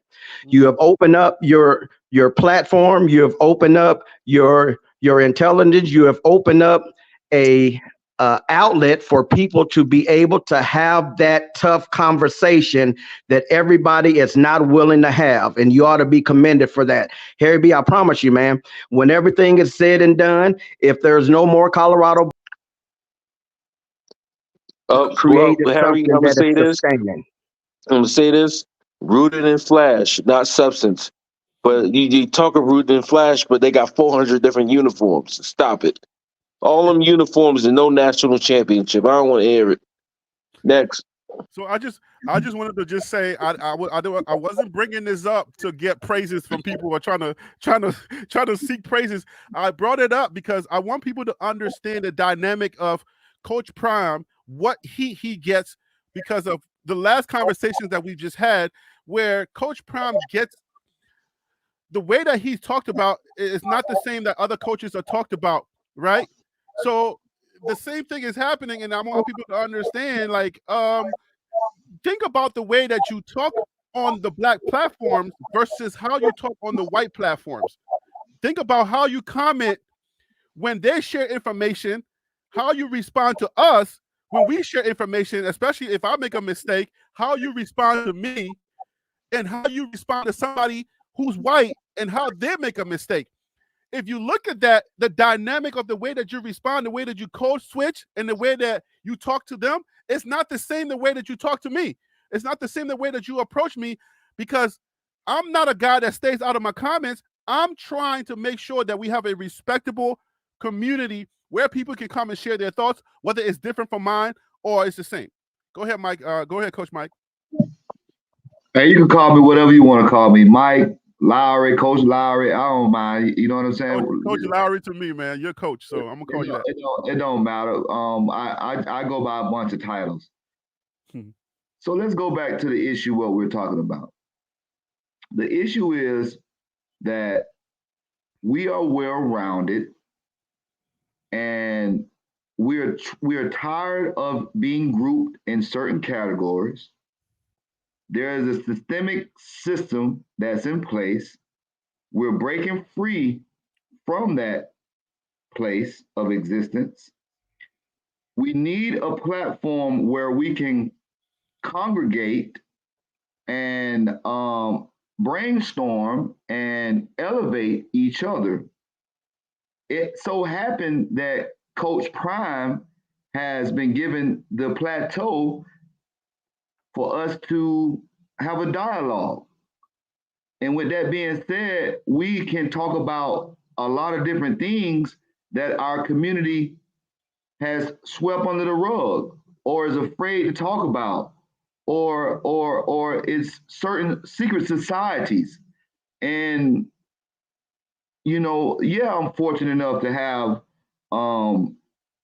parents and a community that believes in propelling us into a better situation and a hierarchy.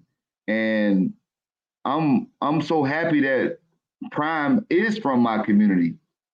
And I'm so happy that he has this platform where you can bring other individuals together where we can talk about topics that no one normally wants to talk about, like wading in the water. Like, that went right over my head. And I know the song. I know the old Negro spiritual. And because I'm in this matrix and I'm in this paradigm, I get caught up in Donald Trump and Joe Biden and whoever else that comes before him and after him, because they've been put in a place where their system is the expectation level of what we're supposed to conduct ourselves like. And with you being from where we come from, you see I got on my shirt, it's a different perspective, and we all need to get back to the what they call the meat and potatoes. The when you put that leftovers in the refrigerator, it tastes so better because it done marinated. We got to get back to that substance.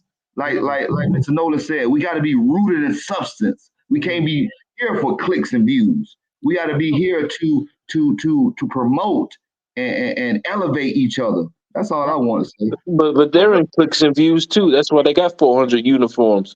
So listen, real life says black people give more grace to others than their own kind. It's a phenomenon. So you know what? I'll end it with this. I'll say this, and then I'll give you guys your final thoughts. I guess you feel comfortable when you're in your community, when you have the cookout or the barbecue. You feel comfortable, and you can feel free to be yourself. You don't have to worry about code switching or being viewed in a different way. So I kind of get it. I kind of understand that when you see your own kind, you feel like you should be able to just tell them anything that you may not feel comfortable to tell a white creator. So I guess I kind of get it, but I just want to just let people know, just understand that we all are in this. We're creators, just like they're creators. So and you may watch my videos and never press that subscribe button. You watch one of their videos and you press that subscribe button quicker than anything else. I want you to be conscious of that, because we are here and we're working just as hard as they're working. And you may not understand that supporting something where you go and feel good about yourself, where you feel like you can be part of the community because you're at the barbecue, understand that that's the thing that we talk about when we say support Black media or support each other, so that the things that we feel comfortable with can stick around. That's what we mean. So I just wanted to say that. And with that being said, we're going to start with, I'm going to go backwards and start with T. Nolan. T. Nolan, we are in our second hour. We're only supposed to be 1 hour, but I allow it to go 2 hours. What are your final thoughts, brother, on today's show? Let me get your final thoughts before we get out of here. Final thoughts, man, is everybody that's on this platform, my brothers, my sisters, you, Harry B, nothing but love for each and every one of you all. I may never meet you face to face, but this is what it's all about. And understand this, Harry B, you're different, and it's not that you're that much different than some of the other platforms, that their upbringing is different than yours, that their complexion is lighter than yours. Because understand, if you listen to some of them, they're trying to reduplicate what they hear too, because they're reporting on a predominantly African-American based football program all over this country. And so understand something. You're not pulling from them, but they're listening to you. That's what's up. All right, so I'm going backwards. So Ron Tate, what are your final thoughts on today's show? I kind of ended it in a weird way. I didn't really plan to go into this direction, but we were talking about Coach Prime and how people, see him differently from other coaches, where he's not held to the same standards like other coaches. So your thoughts? Harry, that's Coach Prime.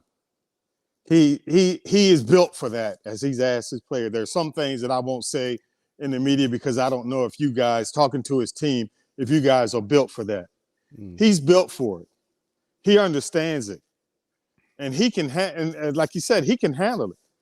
So whatever we may discuss about him or his program and the decisions that he make, the final results or the final conclusion of our analysis is going to come when we see the results this year and the following year. I tell you what, I just hope he stays there and builds a program like Saban did at Alabama. I know they want to pull him away. They're going to constantly pull his coaches. I just hope he does that. And with that, I enjoy the program, the content. Harry B, keep doing what you're doing. Watch out for that no-fly zone this year. Okay, you go keep. Please hold me accountable for that. Okay, I am gonna. You said it, and I'm gonna hold you to it. Yeah, hold me to it. And I'm just gonna throw another thing in the mix of that. We have no NFL linebackers. We have zero NFL linebackers in our locker room. So I'm very concerned. I know it's not the topic of the show today, but zero NFL linebackers, I'm very concerned. All right, I just wanted to say that. So Ronte, DC, you moved around. I don't know what area you was in or what role you was in, but let me give it to Ronte. I'll come to you, DC, next. Ronte, what are you? Did I get you Ronte already? Oh no. Hey Harry, I'll be more than happy to go again. Oh, you win already. Okay. Somebody shuffled. Somebody knocked out and shuffled the order. But DC, go ahead, man. What are your final thoughts? Yeah, that was me. I was getting some new tires on my car, and the thing was the Wi-Fi was spotty in there. All right, so here's the thing. I want to say is that CU fans, y'all gonna have to get used to the criticism. Sometimes it's going to be race-based. Sometimes it's just going to be good old-fashioned football talk. How do you know the difference? That's on you to decide. But the thing is that if you look at what Bama's going through, and they had a winning program, it is flat out chaos with them losing players and all kind of stuff. So understand that comes with it. But with that said, the silver lining, I'm gonna tell you the one thing that I really love about Coach Prime is that it stimulated conversation. It's caused us to talk about things on the field and off the field. I think that I think, Kerry, you made a good point about the linebackers. I need folks to not look at what's coming in through the eyes of hype, but really look at it through the point of, do you have what you need to have to say, y'all heard, remember that comment I made about, are you going to take you taking the country, you taking the city, or you taking the hill? Can you because if not, you might want to adjust your conversations because it might not go that way. But I agree with a lot of what Ron said is that, he's go put it like this. If it's gonna be done, he can do it. I just don't know how long he's gonna be there, but I'm looking to see what happens. I mean, I'm confident that he's going to be there because all signs are pointing to him trying to build his legacy as a coach. I think he's already made that very clear. He wants to make sure that he cement his legacy as a coach, and that guy is serious about being, like, if he was as serious as being the best linebacker, I think it's the same way that he wants to make sure that his legacy goes down as one of the best coaches because he's black, and he doesn't hide that at all. He wants to make sure that there is a black coach that wins a national championship, and he wants to be the black Nick Saban. But then forget about saying Nick Saban altogether. He wants to be the Nick Saban. So you would say Prime was the best college football coach in college football. And that's why I feel confident that he's going to stay. So just watch out for that, Coach Mike Lowry. What are your thoughts, your final thoughts for today's show? Well, I am glad that the Louis luggage actually became a reality. Good And, and I'm not mad at them for capitalizing on their name, likeness, and image. But I do want football to be football, and I do want from the 4-8 to be possibly 14-0 or possibly 10-2. And I want the camaraderie of this team to continue to build like this platform is building. We have some wonderful individuals on here with strategic thinking, critical thinking, optimistic thinking, a Liberian perspective, as well as a Native American perspective, as well as a American perspective. We also want to address the racism that is geared towards this program, as well as the man that we are supporting. We also want to evaluate that we are coming out of the shadows and we are trending in the right direction, and we will be very constructively critical. Don't mind our behavior, just listen to the message. And I love what you're doing, and I was praying for you. I hope you didn't get caught up in that snowstorm while you was up there. And we was worried about you because you told us that you was going to be on every day, every week, and then you switch it up and you started back doing your algorithm thing, and which nothing wrong with that. But we need you. This is therapy. This is therapy for us. Y'all not paying the bills. YouTube was not trying to cut the check. I was like, wait a minute, what are you doing, YouTube? Stop playing with me. The people left me. The people left me. Let it go. Wow.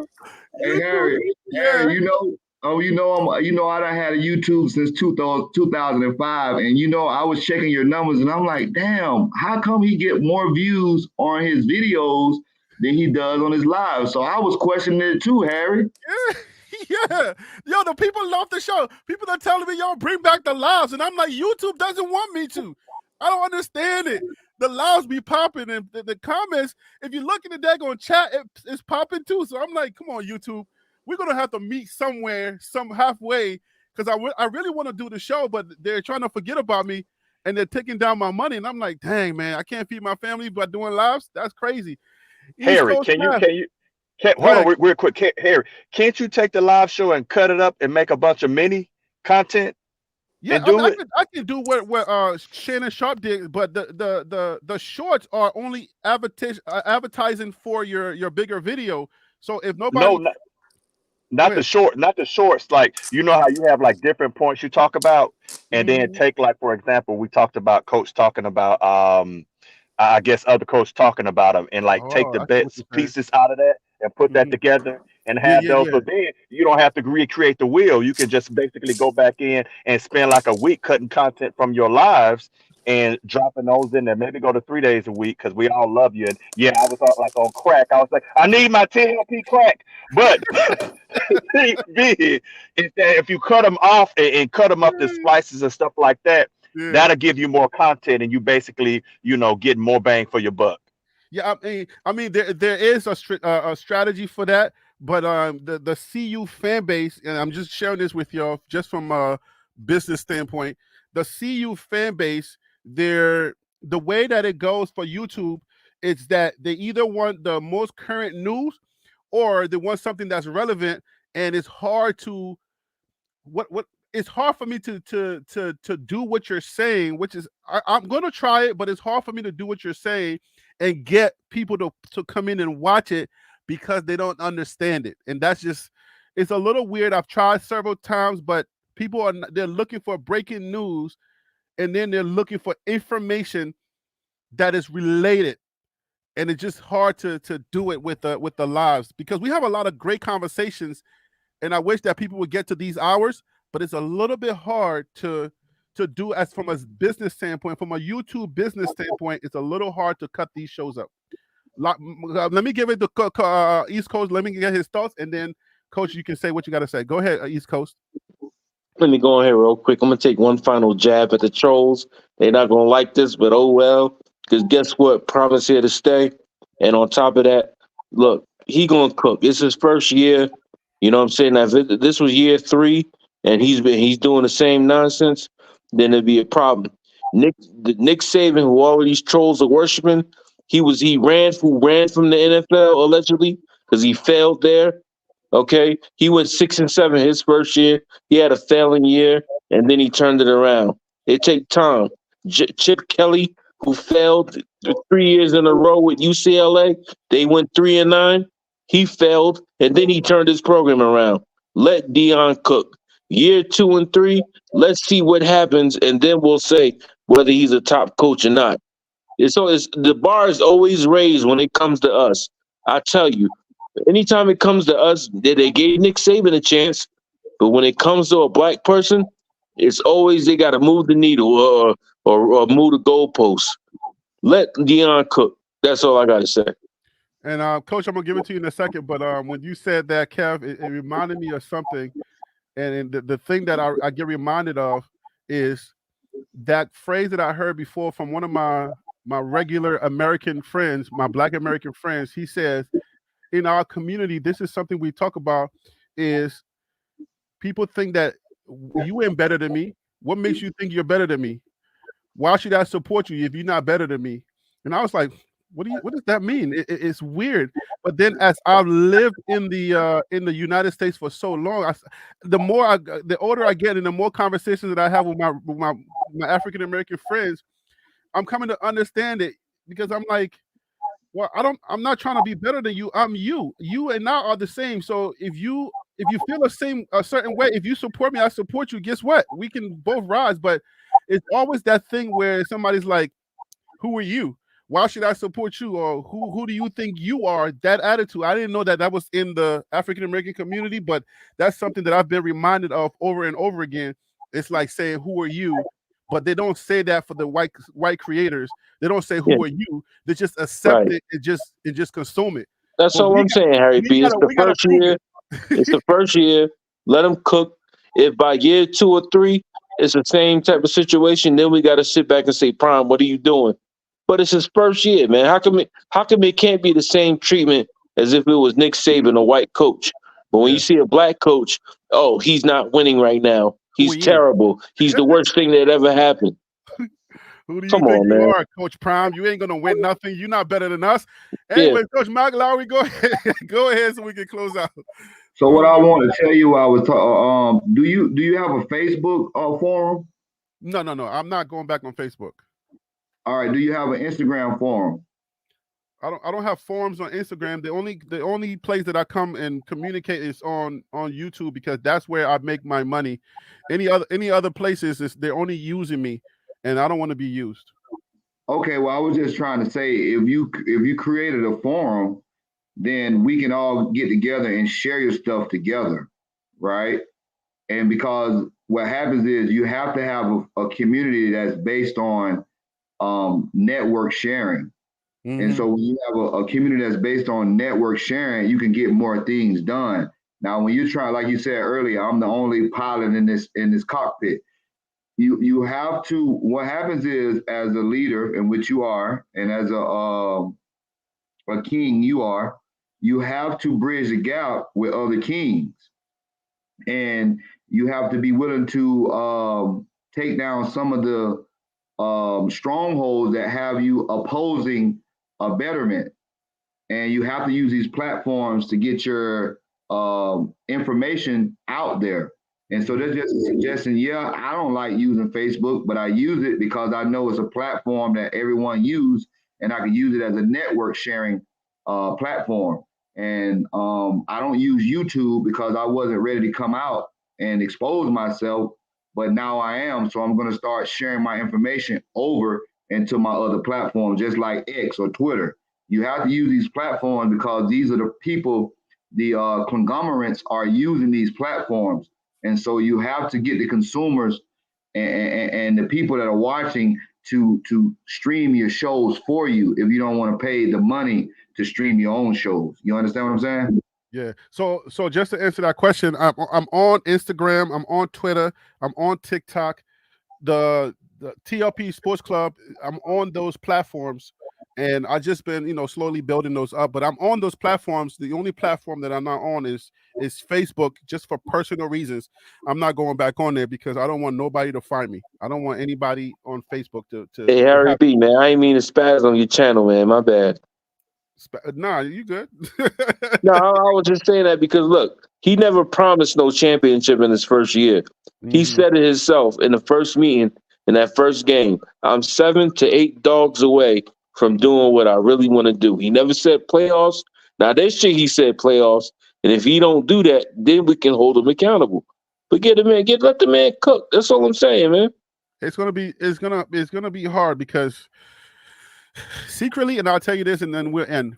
Secretly, people, we have this thing where we need somebody that looks like us to be up there, and we do this thing where we try to hold them accountable. At the same time, we criticize them more, but we want them to succeed so that we can say, well, look, I can do it too, or look, they look like me. And that's the thing. That's the real thing, because that's real because every single time there is first, they always say the first black, if you understand what I'm saying. They always say the first black president, the first black vice president, the first woman president. So it's like we need these people to succeed, but yet it's like that thing that just, the examples that we have are little. So it's hard for us at the end of the day. It's very hard for us to really grasp that these two are the same people on the other side. It's just a different color. But hey, man, we can talk forever, but I gotta go because I got some research to do for my next video. So let me go ahead and go. Guys, remember, it's Mondays and Fridays. All right. So Monday, we're coming back. We're gonna be back on here. Monday, we're gonna be talking about whatever happened on the weekend. Fridays, we're gonna encapsulate everything that happened from Monday to Friday. So all is well. Is everybody good? All right, everybody's good. The silence says everybody's good. We're good, Harry. We're good. All right, guys. So have a great weekend, guys. I appreciate you always coming on and being When you say encouraging. the next show is? It's Mondays and Fridays, guys. So I will see you guys on Monday. Cool. Unless All right. something transpires, and then I'll go live so we can talk about it. But any type of breaking news that happens in Colorado's world, I'll come back on here so we can talk about it. But next time let's cover that Warren Sapp thing. We did. We covered that Warren Sapp thing, but we did. We talked about it. DC talked about it. He was talking about how he was convicted on X, Y, and Z, but it's kind of coming to the forefront now because he hasn't been on the staff. So now maybe we'll talk about it more on Monday. All right. All right, guys. So have a great weekend, guys. Thank you for this show. I appreciate you. Take care.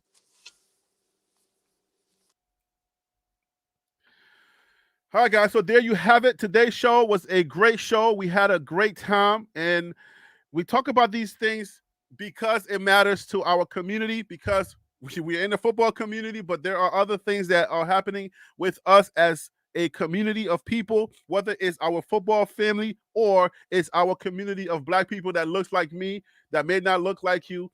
But if you're white or Hispanic or whatever, and you don't feel like you are black and these topics make you feel a certain kind of way, I want to remind you that having these conversations, it makes it makes us not be weird with each other, because that's what happens at the end of the day. If we can just say, okay, get it out of the way, let's just talk about it, then we can move on and cheer each other on. Yeah, and you can feel like whatever I feel like, whatever hurts me, if it hurts you, then that's good, because now we're human at the end of the day. If something that hurts my feeling doesn't hurt your feeling as a human being, something's happening to me, and you don't care any other way just because of the color of my skin, then that's weird to me. Then that's weird, because we are all humans. So the things that matter to me, if it matters to you, then we are heading in the right direction. Because you can't love a dog more than you like me. You know what I'm saying? Or more than you care about me. If you care about an animal more than you care about me, that's a problem. And I want you to think about that as I go and see y'all on Monday. Okay? You know who I am. I'm Harry B. I'm the guy that's a slow growth, but I'm the guy that brings these things up. If you understand what I'm saying. Woo, I'm Harry B. And that right there was the Liberian perspective. That's TLP Sports Club. Brah.